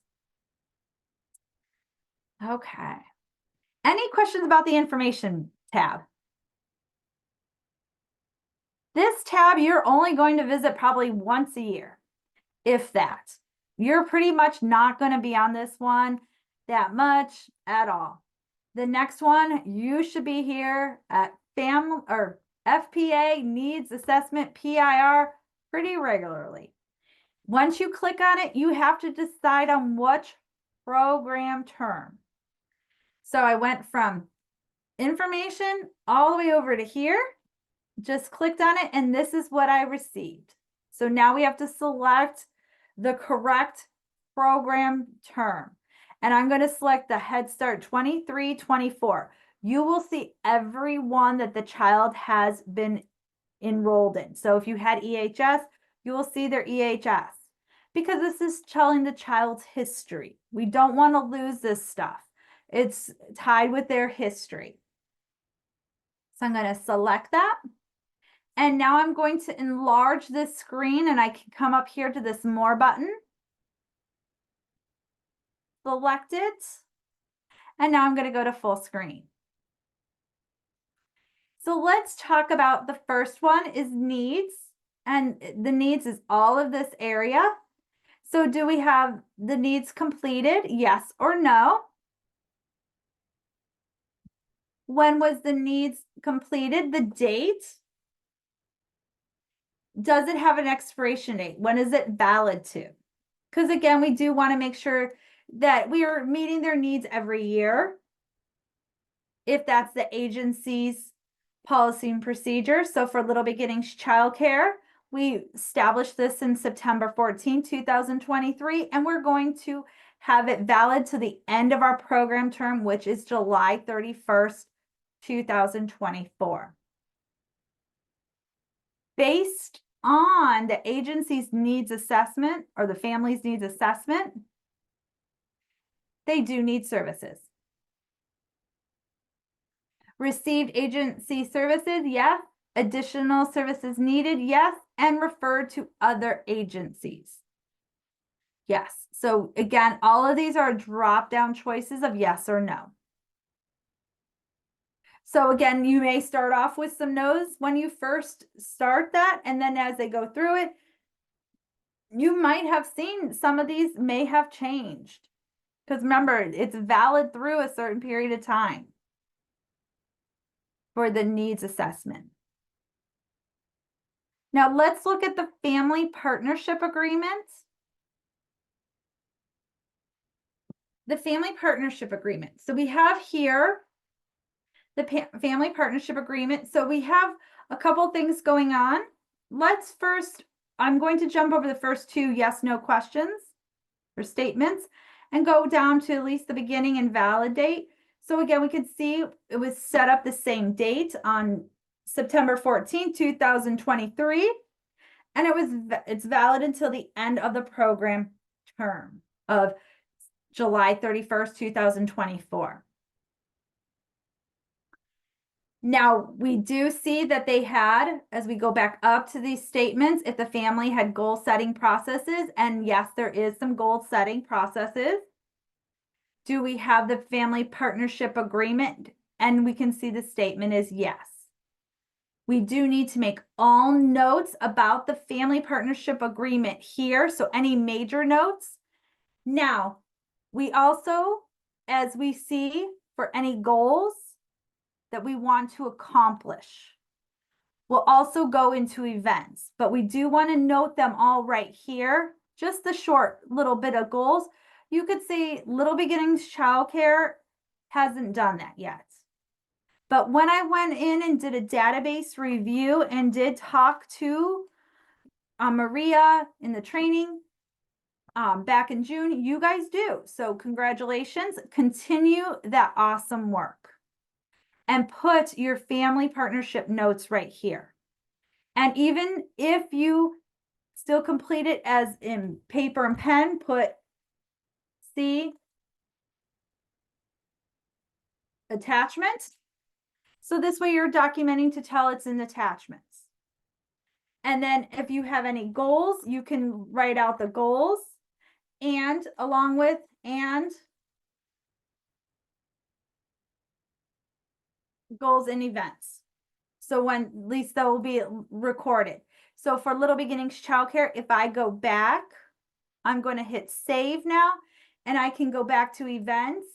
If I look, I could see there is the family goal. And we can tell that story from that family goal by seeing the actions that we pulled for Little Beginnings Childcare.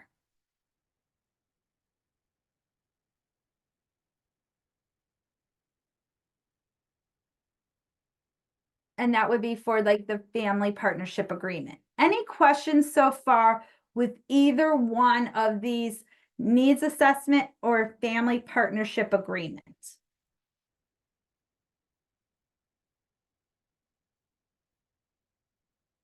You know, 2 large areas, not a lot of resources, kind of crammed in there. Danielle, show them how you got there. Page 24. So how I got there again? Yes. So how I get here is if I'm in events, once I open family services, I'm going to go to FPA needs assessment, PIR. Then I'm going to select my current Head Start 23-24. So for you guys next year, you're going to see current, whatever your agency listed as, but you probably see 24-25 program term. You're going to select that. And then you'll open this up. You could even open this up a little bit bigger to the part of full screen, which especially if you're on a laptop is very nice because then you have the complete full screen so you can see it. And then it'll first start off with your needs assessment.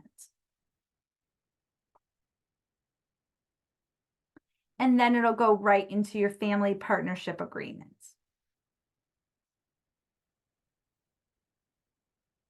You do have this sidebar here that you can move up and down through both of them. We're not finished with this. I just stopped at family partnership agreement because after that, we're going to go into the PIR. But I didn't want to go into the PIR just yet.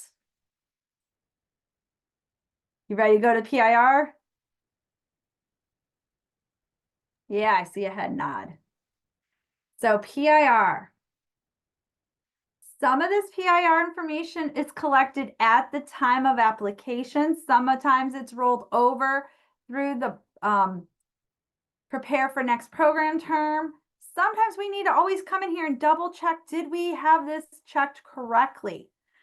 Especially with these different questions here, the family. Are they experiencing homelessness? Do they require housing referred by a welfare agency? Are they in foster care program? Are they receiving the subsidies? So again, yes, no questions here. If it's left blank, it's going to be counted as no for the PIR. It's an agency call if you want to leave it blank or if you want to leave it no.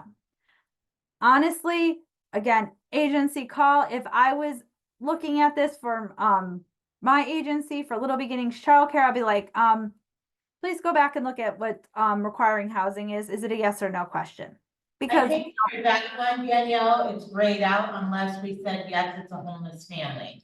Because if they're homeless and we say yes, then it wants to know if they acquired housing. So I'm not 100%, but I'm pretty sure ours is grayed out for that specific question unless it's a no. perfect. Yeah, it only opens up when it says yes, right? Perfect. Awesome. But either way, so just wanted to let you guys know, especially when you're looking at other questions. Now, when I come down a little lower, we're going into public assistance. Now, this area, we're going to see in the enrollment part too. But if you check here, will it check in enrollment? Yes. So do not worry. But you do want to make sure that at enrollment and at the end of enrollment is monitored correctly. When should people check the at enrollment? That is an agency policy and procedure. That is not a Child Plus question. So that is how the agencies determine that. But you can see here, the only yes, no question that was answered was WIC. And if WIC is answered here, it's going to be answered in health. It's going to be answered family services, and it's going to be answered in enrollment.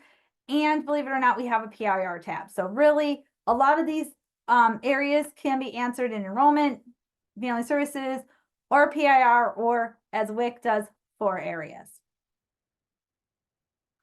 The next thing we come down, we can see our military, same thing. And last but not least, which is the smallest area but mighty, is the father figure engagement.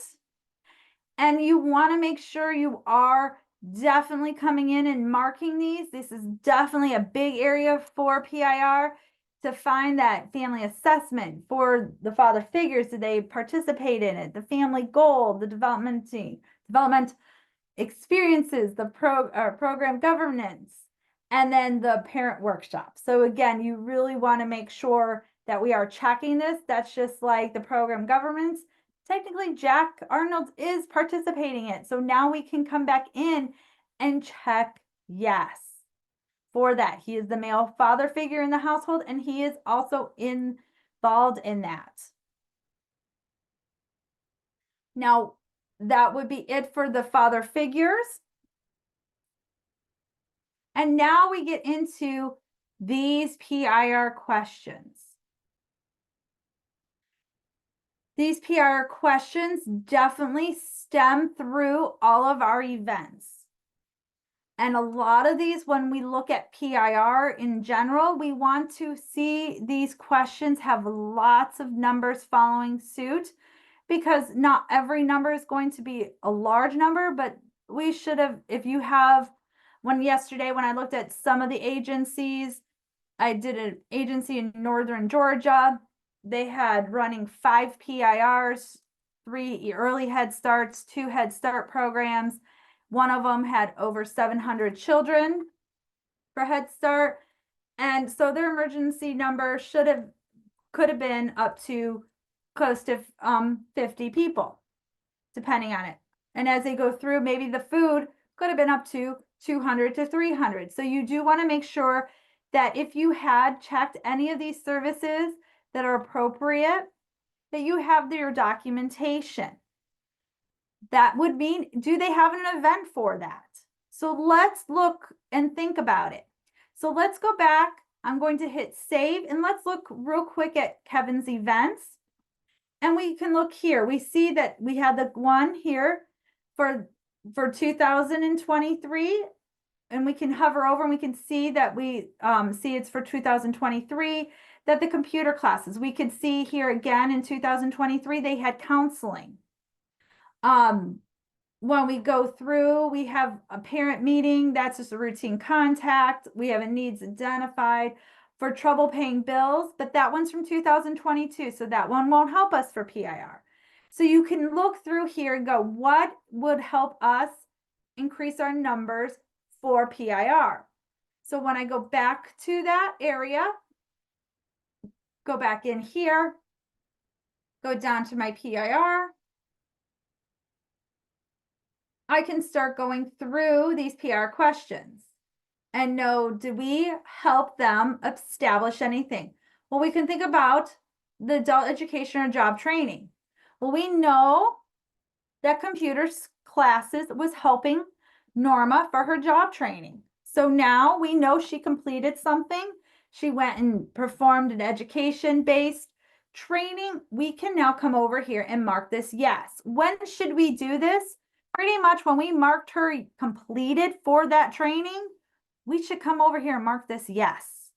That's going to save us time, because if she did this right away, let's do this right away. That would be like here up here with clothing.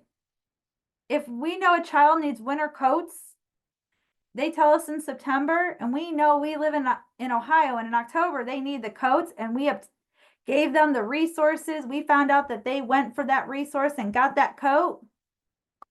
We can mark this as soon as we updated our event. We can come in here and mark that coat, and now we don't have to worry about checking that box again in June, because we already have it marked in October. So you can mark these boxes whenever you want, once you know it has been completed. So you would just come down this list. I will point out one area that the whole team for your area or your agency really needs to make sure, hey, we really did this, is this one right here, discuss screening and assessment results and progress. That's your 45-day screenings. Did someone from your agency talk to the family about the children's hearing, vision, heights, weights, behavioral, developmental screening, and how they did? If they did, mark it a yes. And if you, like that agency I talked to yesterday that had over 700 children, they only had 500 marked, and they know that they talked to almost every single child. So it should have been up to 700. So that's where you want to. Maybe it might not be in your area, but it's shared. So sometimes people might be coming in. Now, when you look at the different areas here and you're like, Danielle, how do I know what these mean? We got you covered. There is an area, you can't find it up here under more, but remember I told you we have Child Plus Help.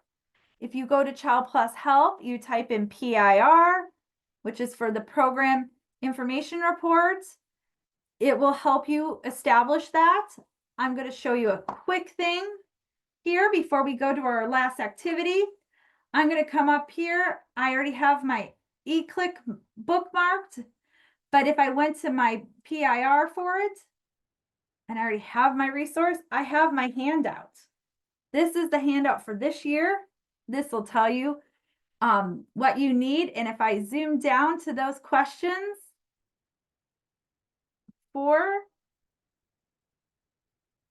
family services, they're right here, C44, and you can see that. And what does it count for family services? And it'll tell you all about it. So if you want to find more information, it's not with Child Plus, it's with Office of Head Start. And it'll give you lots of great resources. And remember, they update the PIR every year, so you want to go back to that resource. That is everything for family services. So now we're going to take some time, and you are going to get a chance to enter into the database that you are assigned. Now, some of you are sharing a database. Totally understand. So some of you are going to put it in for Patrice, and then some of you are going to put it in for another child. I'll put that other child's name up there, but you're going to put the same information in, but you're just going to have it for a different child. But you're going to go in to either Patrice or, so some of you are going to have Patrice and some of you are going to have Martha. So write those names down. I have them on the screen. So Danielle, if you hold on a second. Tarnisha is sharing with whoever has number one, Terry. So Terry, do Patrice, Tarnisha, do Martha. Pam, you are sharing with Kim. So you do, Kim do Patrice, Pam do Martha. Lynn, if you can hear me on there, you are sharing with Miss Ramsey, so Miss Ramsey do Patrice, and Lynn, please do Martha. Thank you. Awesome. Got it. Great. So again, you have those names. I'm gonna move them off. They're both at Faith House, so no worries. But you're gonna use the same caseworker. So you are gonna be jumping back and forth into family services. So you're gonna go into information tab, put in and make sure the caseworker name in. So some of you that might be in Martha might have to put that in. Some of you in Patrice may already have it in. You wanna make sure that primary FPA agency is marked Head Start. Then you're also going to go into the tab that we were just in and make sure you mark the needs assessment complete. And now for the date. I'm sorry, Danielle, what page is this again? I believe Oh, it's sure. 15. Page 15. So what she's reviewing is page 15 in the workbook. That's the data you're putting in that she's talking about. And we're doing add a family, so this is brand new. No, I will show you. I will walk you through real quick.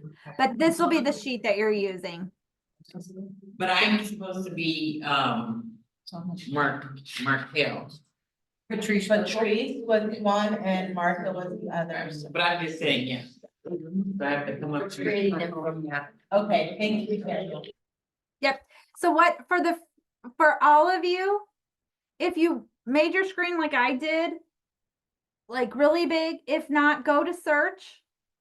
So if you made your screen really big, come up to this button, have this come back, go into search, either type in Patrice or Martha, and you'll see their names populate. Click on their names, and now you'll see them right here. There's Patrice. I'm going to go in, or Martha, sorry. It's not going. There's a question, Danielle. So I. Huh?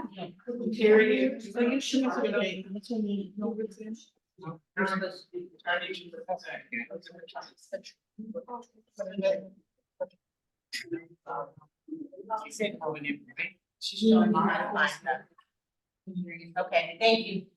You got it now? And now I'm going to move this one to Patrice.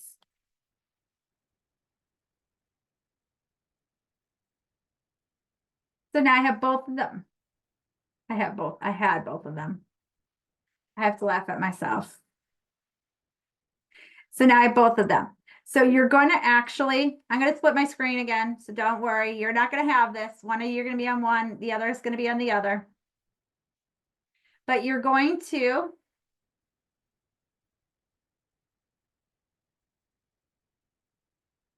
add your event for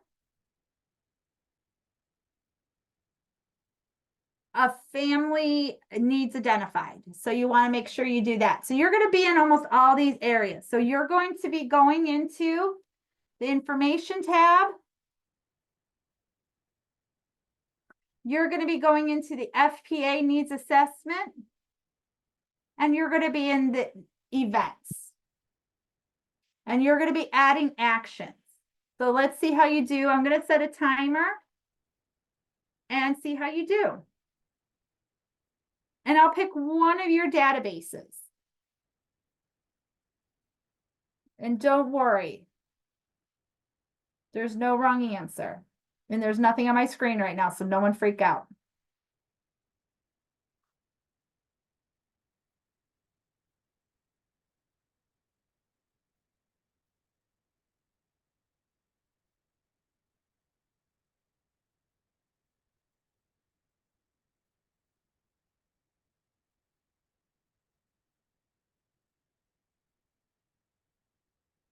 I'm gonna give you about 5 minutes to do this because with time and everything for reports.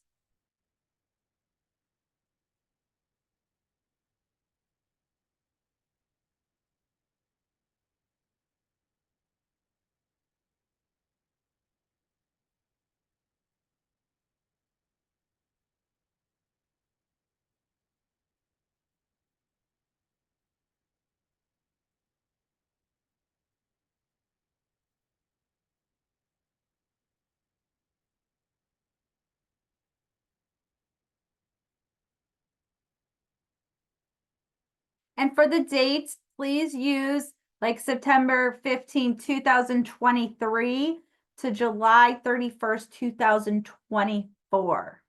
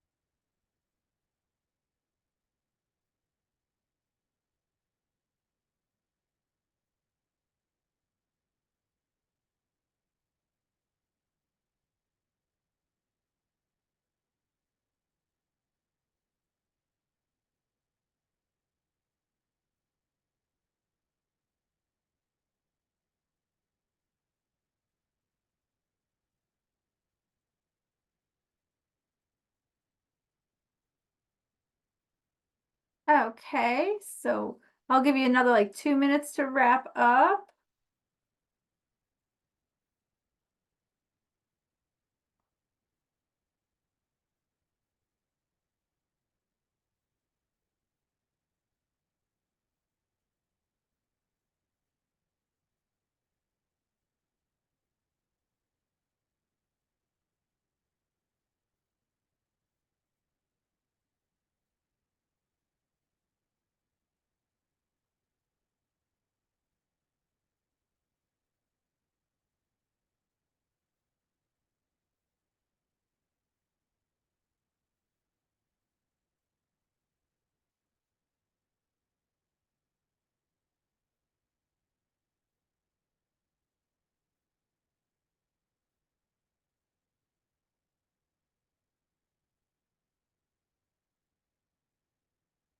Okay, one more minute and then we'll start.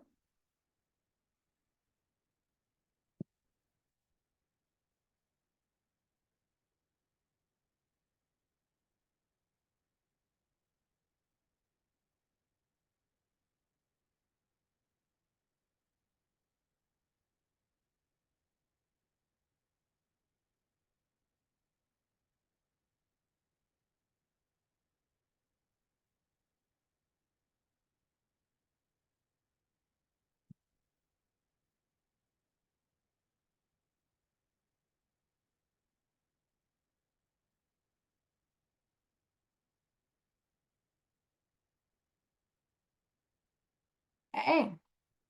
So I'm going to bring someone's database on the screen that I went in and let's check.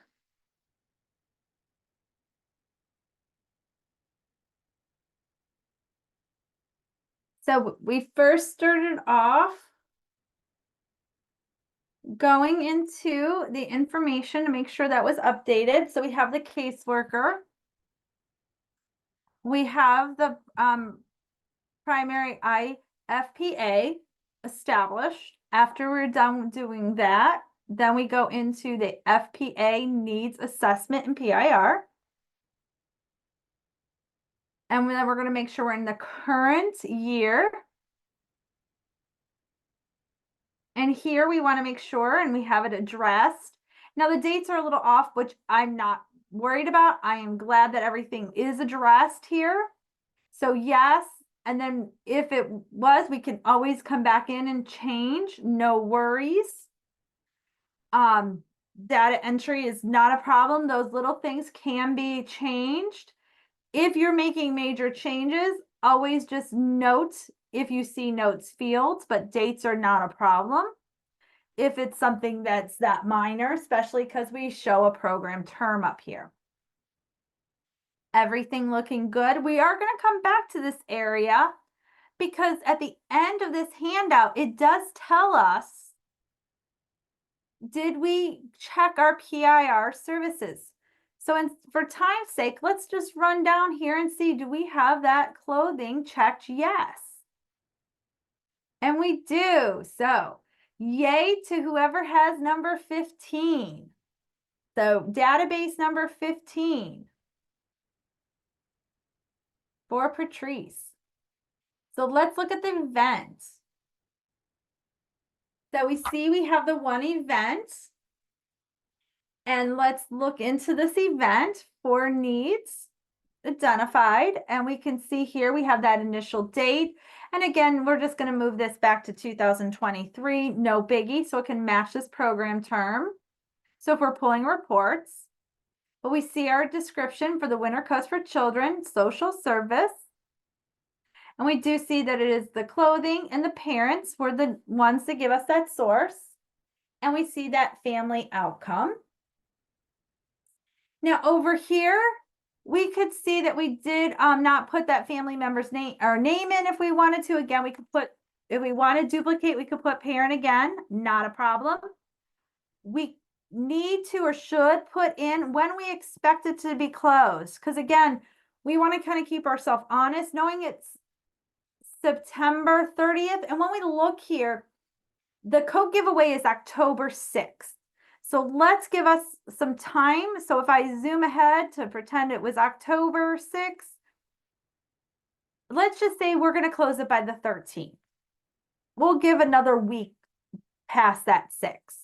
We know the progress at this time is started, and now we know we have not closed it, and the result is not completed yet.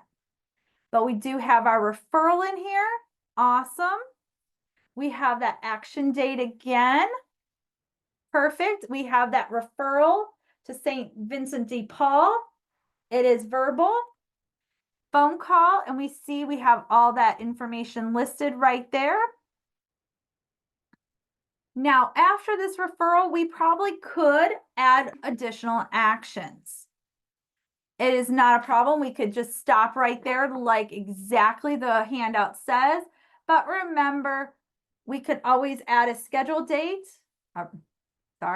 We can add a communication action with a schedule date to remind us to say, hey, we could call them and remind them about October 6th is the date that the Coke giveaway is going to happen. But we could call them on the 5th and let them know about it. It could be a phone call. And the description is just a reminder call. And then this way it'll talk to our to-do list or reports. Once we do that, we can have another direct communication on 10/6, which we probably are not going to call them right on that date. So we probably are going to wait until the next. So instead of the 6th, the 7th, 8th, we're probably going to call them on the 10th. Let's just say we'll give them a couple days to see, hey, how did you do? And let's say we called them and they could have said, yes, we did. And the description could have been went to Coke giveaway. And the status could have been action complete. So now we're done. And we could have that all listed here. So now we can come up here. We can close it for either the 10/10 when we found out as an agency or the date they actually went. So it's up to you on how you want to do your protocol. I'm just going to say, hey, the agency found out on 10/10. The result now is fully met. So we don't have to just stop there with that one referral. We can keep on going. So keep on telling your story from one action, as we see here, back here. And now the one thing I will let you know is always make sure you save. If you hit X at the top, it might remind you, it might not. So always make sure you hit save so it will save that for you. Now we see Danielle, hey, you had 3 events. You typed in 3 of them and we only have 2 actions because that scheduled date does not talk like an action. Scheduled dates do not talk like an action. So you might see 3 right here, 3 types, 3 action types, but only 2 will count because the action date. So just keep that in mind. But great job, number 15, because then you did, after that, you went over and you completed the PIR. And then this would have been the same thing for Markle. Now, knowing that we have time, I was going to break you into groups for the reports, but let's do the reports together. And then I'm going to run the reports. So let's go to page. Oh, we haven't done Entry Express. Let's do that one. Sorry. Ooh. Sorry, we get a little caught up on different things. Let's go to Entry Express and reports. So Entry Express in the middle.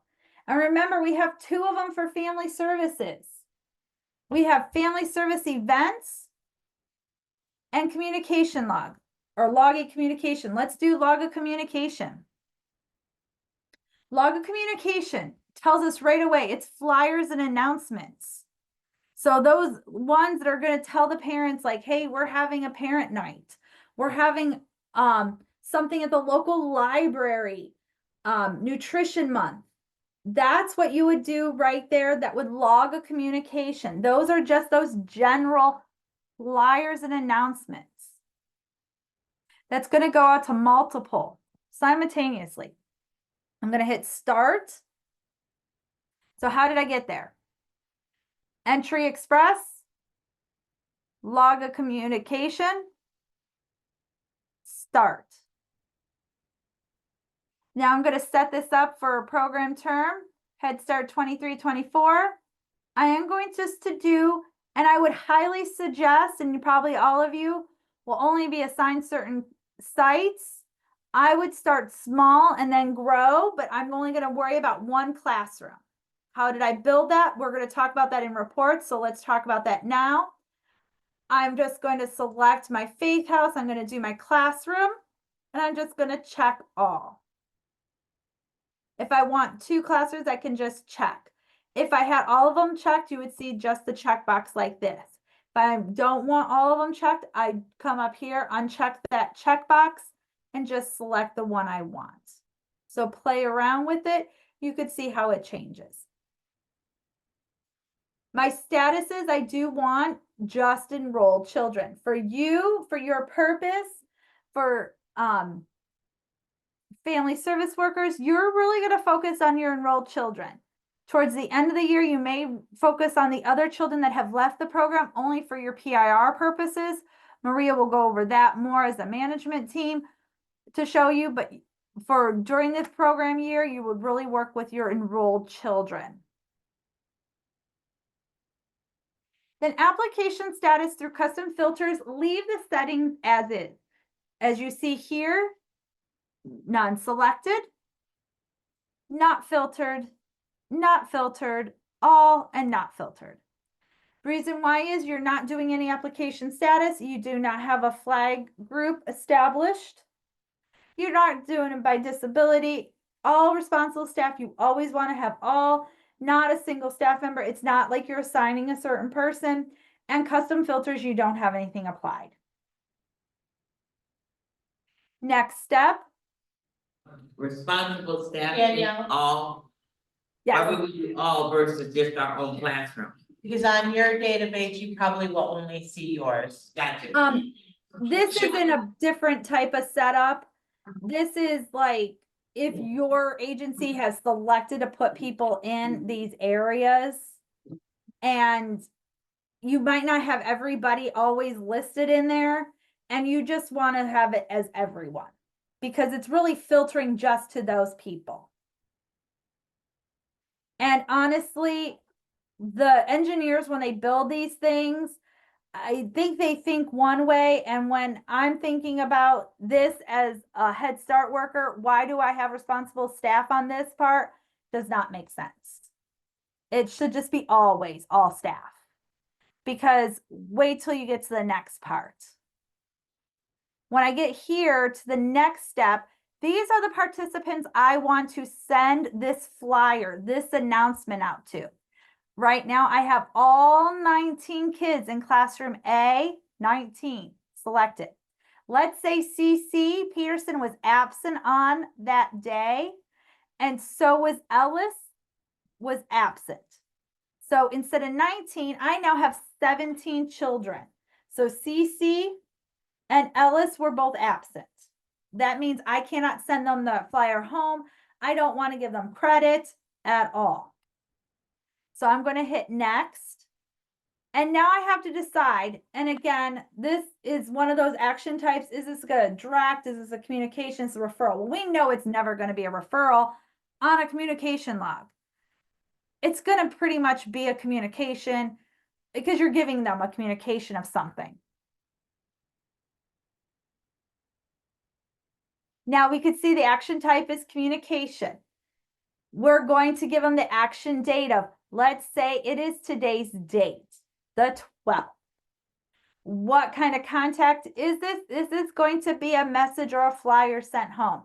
What is it going to be? It's just going to be family park day at the lake. So that's what we're going to have it. So it's something that's going on through the United Way, and they're just having a family park day at the lake. The status for this, because we just sent these flyers home, action complete. This is where you get to put your name in. Who is giving this out to them? I want my credit for this. So here is where I'm going to search for my name. Let's say I'm Yolanda. I want to make sure I get my credit. So this is where you get to put your name in. So this is where the caseworker is. So if there's two of you, then you could select one or just leave it blank. Action notes, anything talking about this. You could put flyer.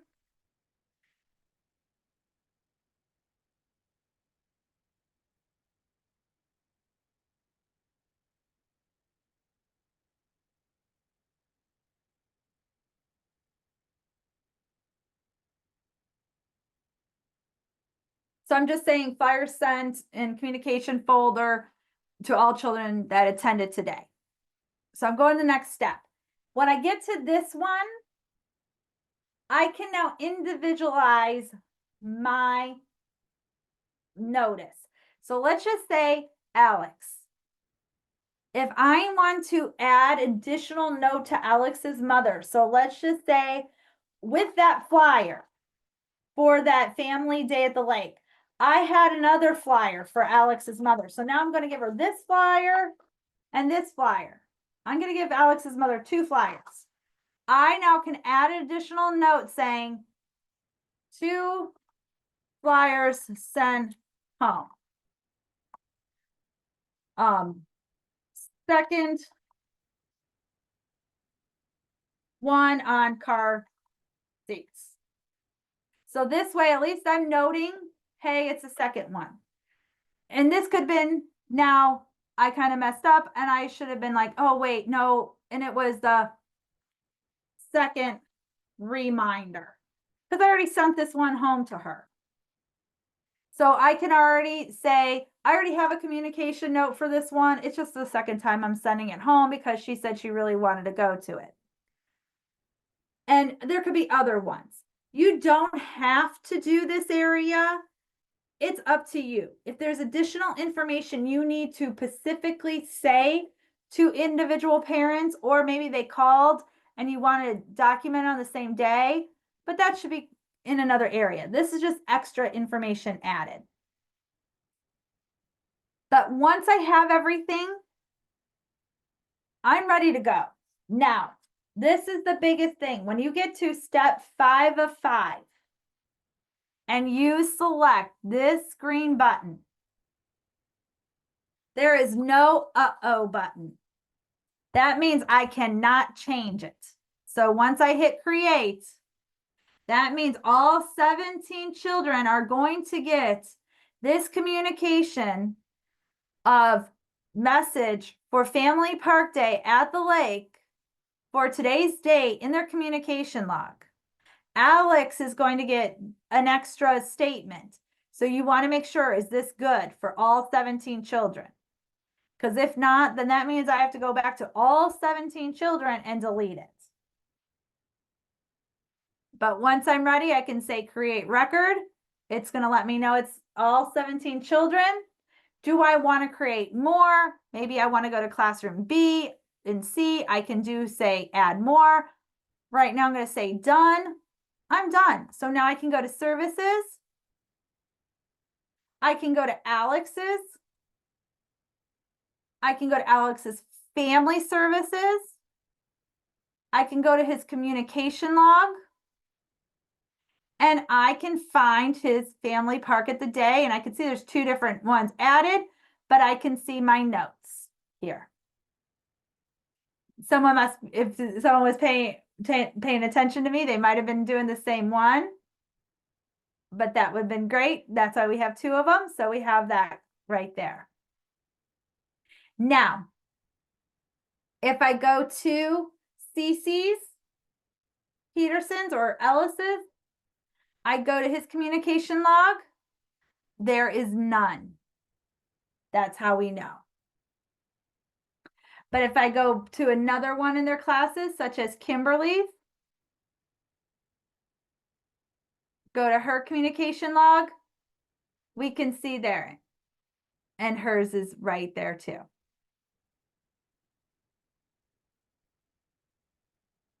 And I am seeing how it's duplicated on this one. But unless I have 2, does someone have 21 too? Or no, I'm on 15. Sorry, I'm on 15s. I need to get off someone's 15. Let me get off theirs. I told myself earlier I had to. That's why 15. Thank you. Okay, so you won't see it on mine. But now let's go to the other communication log. So we're going to go to Entry Express. And now we're going to go to the family service events. Now, can anybody tell me what you think the difference is between the 2? What is the difference between the communication log and family service events?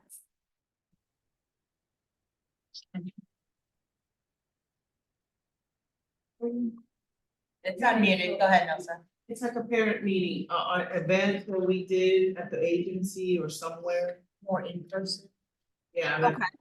When we meet with parents or. Yeah, so maybe they might have the same need, right?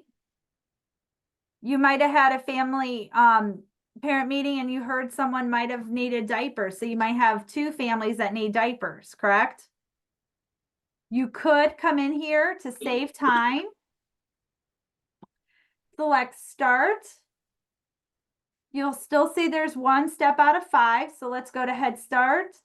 We're gonna still go with Classroom A, set it up the same way. I'm gonna uncheck Faith House and only select Classroom A. Same type of setup. Enroll children. And again, application through custom filters leave the same. Don't worry about those. Next. Next step. Here is all my individuals with their families, so we look a lot different.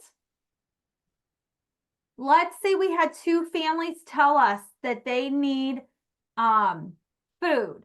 They need information of food pantries, food assistance. So let's say Ellis's mother, Moham's, and Felipe's. So we have 3. So I have 3 of them out of my 19 children. And now look at this. We have all of our event types. These are our event types for Little Beginnings. Yours is different. So here I can say, I am going to select, this is a need identified. Next step. Daniel, can you hold on just a second, please? Where do we need to go back to? You guys, I think they're all caught up. I think they're in the classroom. They were having trouble finding classroom A. filtering the classroom? Yeah. I still don't know how to do. Her participants aren't. No, they are now. They are. So then you can click everyone. Counts like mine. Okay. And then just click on the 3 children. Who were the 3 children again? Mohammed, Ellis. So basically, she's choosing this, whatever children that you are sending this case note to. So if you had multiple children that had a specific need, for example, on hers is food, she's choosing those children only so that all of them can get the message at the same time and you do not individually have to type in that case note. So that's what she's showing you through Entry Express. When she did the family service event, that is because the same families had a need. Communication was that flyer. So that's what she's showing you, how you can choose multiple families to give them all the same case note because they all had the same need. If that helps. Can she start to her, part where, so I could. So it's similar to what we had before, you would untake them and just. Yeah. Correct. But where's the So Danielle, if you could go back a step on how you got to the children. Sure. So when I first went here, let's just follow it back. We're going to Entry Express. Family Service Events. Start. Then right here, program term, I just want to make sure it's 23-24 for Head Start. For my location, I'm just going to select Faith House. So right now, if I have all of them checked, I just want to check Faith Classroom A. So I'm looking at my group. Sometimes when you populate this, you might just see your group, but I see a lot more. So I'm just going to select Classroom A. Select OK. I do want to make sure my enrollment status is only enrolled. So if they're all checked, just uncheck all and check enrolled. And now that's all I want. I'm going to leave the rest all the same. Now I'm going to go to next. Step 2. Here I'm going to uncheck all of them. I'm not going to waste time by going each child, I'm gonna go here to the very top one, next to participant. And uncheck. Now this one, you don't have to pick the exact ones I pick. Pick any ones you want. I'm just going to pick, and I'm gonna probably pick new ones, but I'm gonna pick Ellis, Felipe, and Mohammed. So you can pick whoever you want. This doesn't matter. It's a trained database. But I have 3 of them. You could pick 2, you could pick 1, you could pick 5. This, as long as this need that we're going to establish, as long as they have this need, we're going to go to the next step. Here is that event type. We're going to select the need identified. They're telling me they need food. So I'm going to select need identified because I'm not going to go to each one of these people and put in the same thing. I want to do this quick. I want to be efficient. Need identified. Next step. And you can see it's not blue. You just see the gray bar now hovers over it. If I click family goal, you can see where it's the gray. I want need identified. Next step. Up here, I'm going to put today's date. The description could just, I'm going to be easy on myself right now for time and put food. The service area is going to be family, or I could put nutrition depending on how detailed. My issue, again, is going to be food. The source. Who gave me the source? Well, let's just say the parents were. I'm going to fill out that family outcome, everything I would do with the family well-being. The caseworker here, I get to choose myself. The family members. Now here, I would not put the family members' names. I would put mom, dad, parent, grandparent, guardian. I would not put that. I would probably just put parent, guardian, or leave it blank. Closure expected. Well, if it's food and I know that there's a food pantry available, there's a food site, I know they just refilled it, or we have a food pantry that we're going to open up, I'm going to maybe make that closure date in 2 weeks to know that I expect it to be done in 2 weeks. The progress, I know we just started. The close date and the result, I'm not going to touch. My event note, I'm not going to put in. Now for action, I could add an action right now, because what if I did a communication to every single one of them? Or maybe I did a referral. Maybe I referred them and I skipped over my action date. So let me first refer them to St. Vincent de Paul. And on today's date, because maybe they have a food pantry. And maybe I gave them a written one. Maybe the St. Vincent de Paul had a flyer and it was just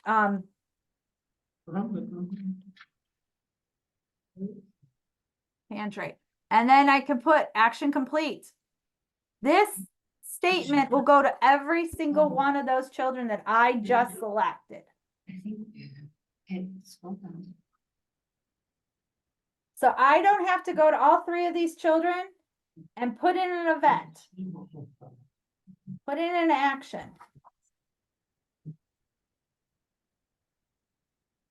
How do you feel about that? Anyone have questions? Time So saving. what she showed us for Entry Express is not a new tab. This is all what we were able to do before. She's just, going through it as we do probably. And it went kind of fast because she's just answering those questions. So as you go through yours, whoever your family is, you're just answering those questions based on your case, your children. And I'm going to hit next. And I have their list here. If I need to enhance any of it, so like for Ellis's mother, maybe an action was this referral, I gave it to her. because I did give them a flyer, maybe as I'm putting this in like the next day, because I, gave it to them at the end of the day. Maybe she called me.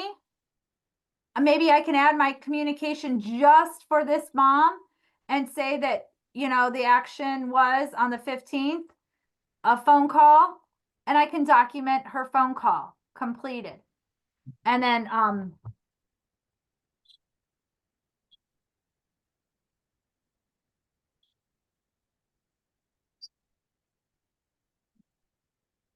and this way I know, and I can put that in, but it will only show up for Ellis's.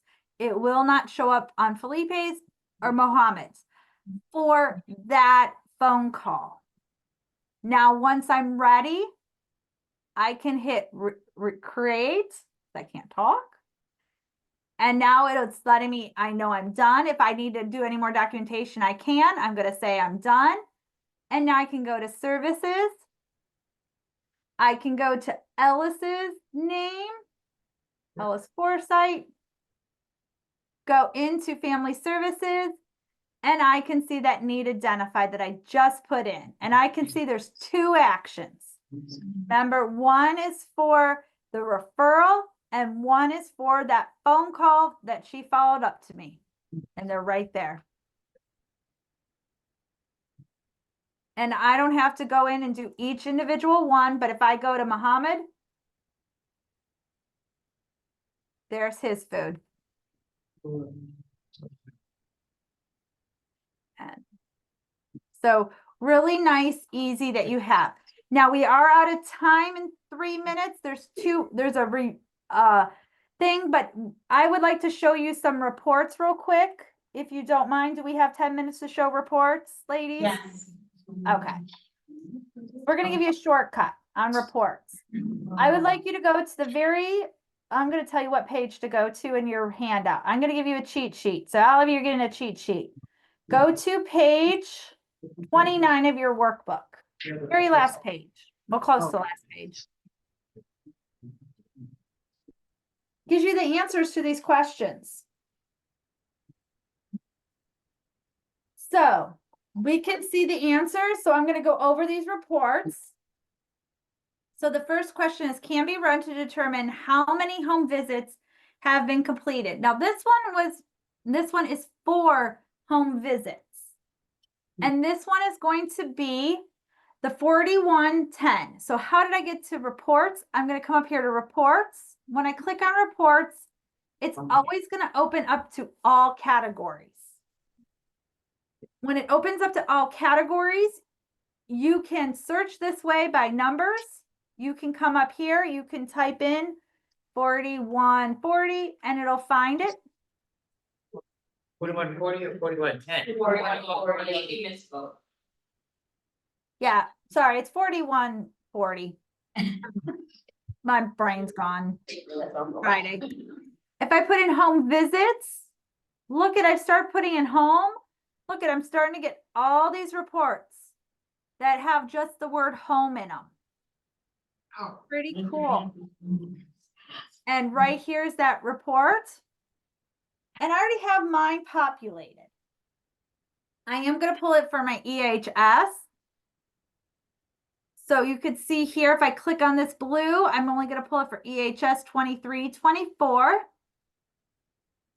I can pull it if I had home visiting for Head Start. I can now pull it for EHS and Head Start if I wanted to. I can pull it for multiple sites, as you see here. I am pulling it for Happy Hearts, Classroom, or Home Visiting C, Moving Up Center, Home Visit D, and Moving our North Springs Center B. She's selecting the site, which one? So a manager can actually pull it for multiple people.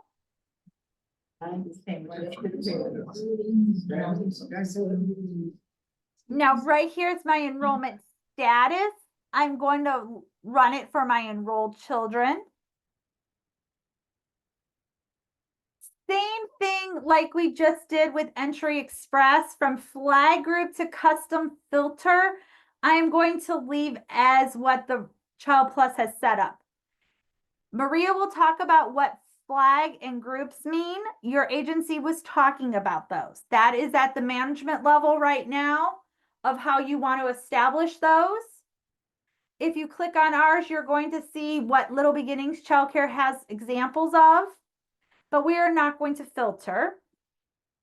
Program options, always leave all. This is in the back setup area. Honestly, it's best to always never worry about this. It's all. Responsible staff, again, if you pull your name, you're only going to get your stuff, but you want everything. And that would be all staff. Custom filters would be saying, I only want to find the boys that are 4 years old. And at this point, you're just wanting to pull a report and you're not at that level, so it will be not filtered. So always flag groups or custom filters, just leave. Over here for this actions, for this report, I am going to do any of the scheduled dates. So you can, for home visits, you could schedule dates. I want all action dates. So when did it take place? What type of actions? And again, here I only want to have my home-based home visits. I do want to have all actions, so you can have ones that are completed, staff canceled, family canceled. I do want to have those on this, and I want to see all caseworkers' names.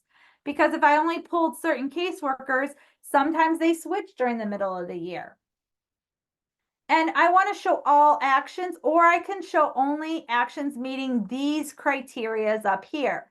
And that would mean only the ones for the home-based home visits. If we add any notes to this, we can put that on. If I want to show totals for scheduled and completed, I can add those. And the same thing for any statuses.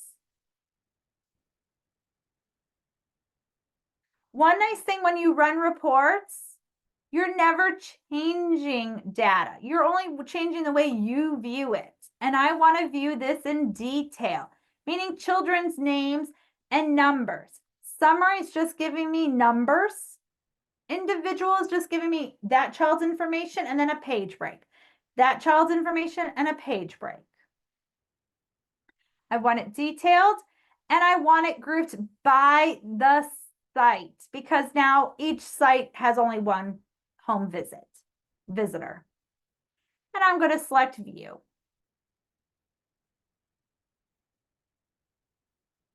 And this is what I receive. We have hyperlinks. Now we have this main hyperlink that'll take us back to the family. But as I was exploring this report today, I did find out when I select this hyperlink, it opens up this tab, and this takes me back to the family, to the mother. But I want to go to the child. Oops, I want to go one back. Believe it or not, this is a hyperlink. It's light blue. It's still a hyperlink. Look how my mouse changes. This one will take me right to that home-based home visit. And it'll take me right to the child. And it will open up that event. And it will show me all that event information. I was like, wow. So it's no longer that bright royal blue. So it will still do that same thing. Let's go back to that report. And on this report, we could see the scheduled dates. Yes, you could schedule the dates out. You could see the actual date that it happened and the number of visits. This one can show you when you made up the visits, because this one, number 5, was a family canceled. And you can see that it was made up. It was supposed to be done on the 5th, but it was made up on the 11th. And the action now is complete. You can see here they canceled this one, the staff did, and this is what this report will show us. You have a lot of information, but this one is used for the home-based home visits. Now, if you are going out and just doing a family service visit, yours would not look like this. You can produce one somewhat similar to this, that you would only have 1 or 2 visits on there. And that can be in a different way of setting it up. Especially when I look here, I went back to that child's one, and you could see here where you can remove for future visits. If you had any, that would be on the ones that you have for home-based home visits. There's a different one for the family services. Let's go all the way back to where we set up this report. And one nice thing is, remember, I told you, Child Plus's report, our tab fiend. It'll start, there is the report itself. Here is the one of the child, and here's the one of the parent. And here's where I got the report. So you'll see a lot of tabs that will start creating when you run reports. The next one is number 2. Can family service worker use to view any follow-up scheduled for the next month? So remember, when we put in an action and we say we're waiting a feedback, there is a report to use to find those waiting feedbacks. And that is number 2, and that is the 4130 family service actions. You can make these your favorite. If I make it my favorite, below all categories will become my favorites. I can also search those by family services too. And when I search them, you can see them starred too. I have this set up for the program term of Head Start. I want all classrooms at Faith House enrolled children. Flag groups through custom filters, I'm going to leave the same. Over here, I'm going to just run it for the month of November. I do want my events to only be chronic conditions, emergency crisis, family goals, and needs identified. Those are the only events I want to look for. Include started actions. Anyone that has actions that have been started and that they have statuses of waiting feedback. If they had any family canceled, no-shows, ongoing, partially completed, or refused, or staff canceled. I added those areas just in case any of those statuses were showing me. I didn't want action completed. That wouldn't help me know that I need to work on that. Or if they were blank, I wanted them. Here, you could also show subtotals for each individual event or each individual participants. That's how many events they have or how many events each participant has. That's up to you. You don't really need that. That's maybe more at a management level. I do want this to be detailed, and I want this to be done by classroom. So it'll be classroom broken down. So that means classroom A, then page break, classroom B, then so forth. And now I can either view this by individual children and select the children. I'm going to close it, or I can view it by the whole entire classroom. I'm going to do the whole entire classroom, and this is what I get. Now we got Kevin Arnold because he has those waiting feedbacks, but let's look here at Elvie and Fontaine family. We can see they have, these are older ones, yes, but let's look at how it's listed. They had a chronic problem for lice. And you can see here for this action, back then it is waiting feedback for lice. So we wanted to know, hey, they were referred back then. What is going on? This is another reason why we need to close out our actions to know that we have that done. Because if we don't close something out, we're going to continue to see those. If I come down here, the same thing goes with Kevin's family. You can see we have waiting feedback here. Now you're like, Danielle, how can you know these statuses? I can see AF, I could see ON. Up here will show you some of the statuses up here. And sometimes at the bottom of my report, let me go to the bottom, will tell you, well, this one won't tell you. So you will have to look here. And I know AW is awaiting feedback. ON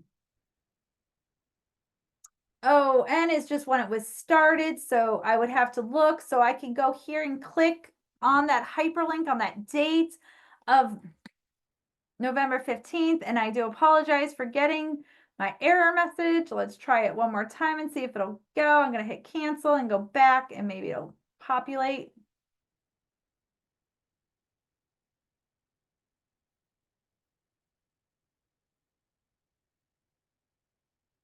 There it's going. You can see it's ongoing. So remember I chose that status. So ON means ongoing. So you'll have to sometimes go back and look at what those statuses were going. So I would want to come back to my reports that I set up.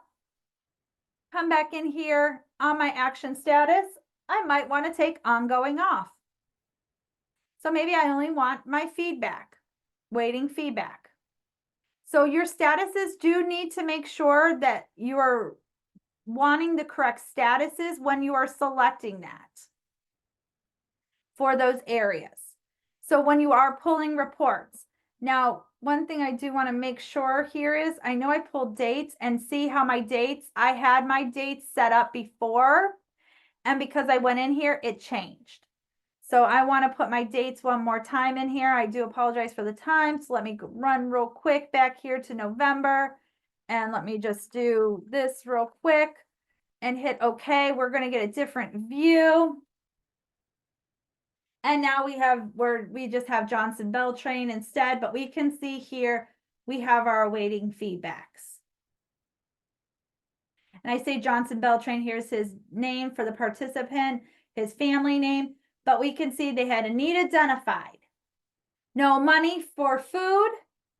They have awaiting feedback. They are looking to getting Thanksgiving food baskets from either Burger King or Adopt a Family through the Salvation Army. So these are little things I know in November, if I was sitting in November, what I still needed to complete. So report 4130 will help me set that up. The next one is going to be for number 3, how to find those children that are missing the first family outcome assessment. And that would be right here. And we're looking at the 4220. And I do have this one all set up for the program term, classroom A, enrolled children all the way down. It's a family instrument. I'm going to say within the last 30 days or past due. I do want it to be detailed. I'm going to group it by the agency because I'm only doing one classroom. I do not want to do it by a caseworker. If I did, I could do it by caseworker. I'm not worried about it because I'm doing one classroom, no page break, and I'm going to select view. This one does not have any hyperlinks. It is colorful, but it'll let me know who has not completed the prelim, who has not completed the mid-year or the end of the year. So as I look here, if I was analyzing this, I would find out what happened with Cortez Alves family. They did the prelim and the end of the year, but what happened to the mid-year? It must have not been assessed. So why wasn't that button checked? I can look here for Mohammed family and say, okay, well, we need to do his end of the year. Kevin would have been on this list if we did not complete his. If you run Kevin's for yours, you might find Kevin on your list. But this report's very helpful. So this one is the 4220. Like I said, it's very colorful. There is no hyperlinks, but it'll tell you who has not been completed as long as you are setting it up with this status here. You would have to do this checkbox. If I do not check this due date checkbox, then I will receive all my children for the classroom. And I have all my children and I see all their statuses. So this could help me either way. but sometimes our little filters that we have already established there will help you.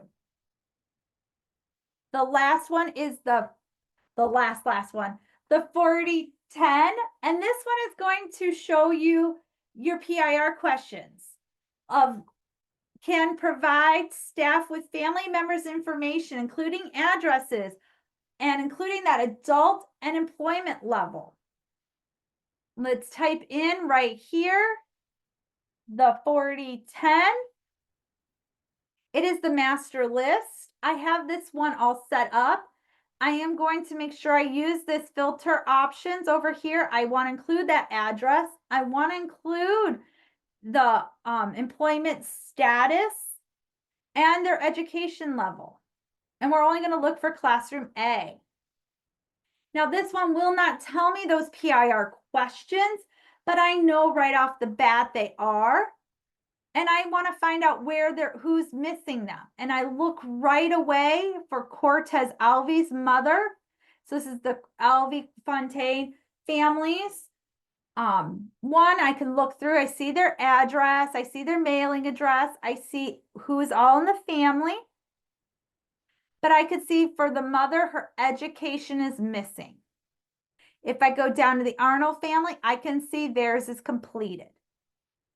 So if I need to update Ms. Fontana, I can select her name. It's going to go to the services for application. I need to go to their mother's name and select hers in families in application and Child Plus Online. Go down. And now I can find under education and training, I can find the highest grade completed. I see it is a PIR question and it is not answered. And now I can answer it. I do want to hit save. Once I do that, I can go back to this report. Well, now it's still not showing. This is what you can write down and say to refresh, use the web browser for this report. Once I hit refresh, say continue, and I enlarge this, you can see her associates has been applied. So the web browser will work for refresh of your reports. And you can check that here. You can check their employment level, the same thing for their employment status over here. And you can just go through all the families very quickly and look and know that this is listed. You have hyperlinks throughout this report. And remember, you have all these tabs. I'm going to show you a shortcut. So before you tune out, here is the original setup. If I right click on the first tab, you could see I can close. I can close other tabs or close tabs to the right. I want to select close tabs to the right because they're all Child Plus tabs. Close tabs to the right, and now I just have the one Child Plus tab. I am free and clear. Now I know I have no other Child Plus tab except for this one, and then I could sign out. Now, before you go, the very, very last or second to the last page is the evaluation tab or evaluation page. And if you can go to university.childplus.com, go all the way to the bottom, training evaluation, click on that and complete this for me. I greatly appreciate. I know I did go over time. I do apologize. I just want to make sure we got everything.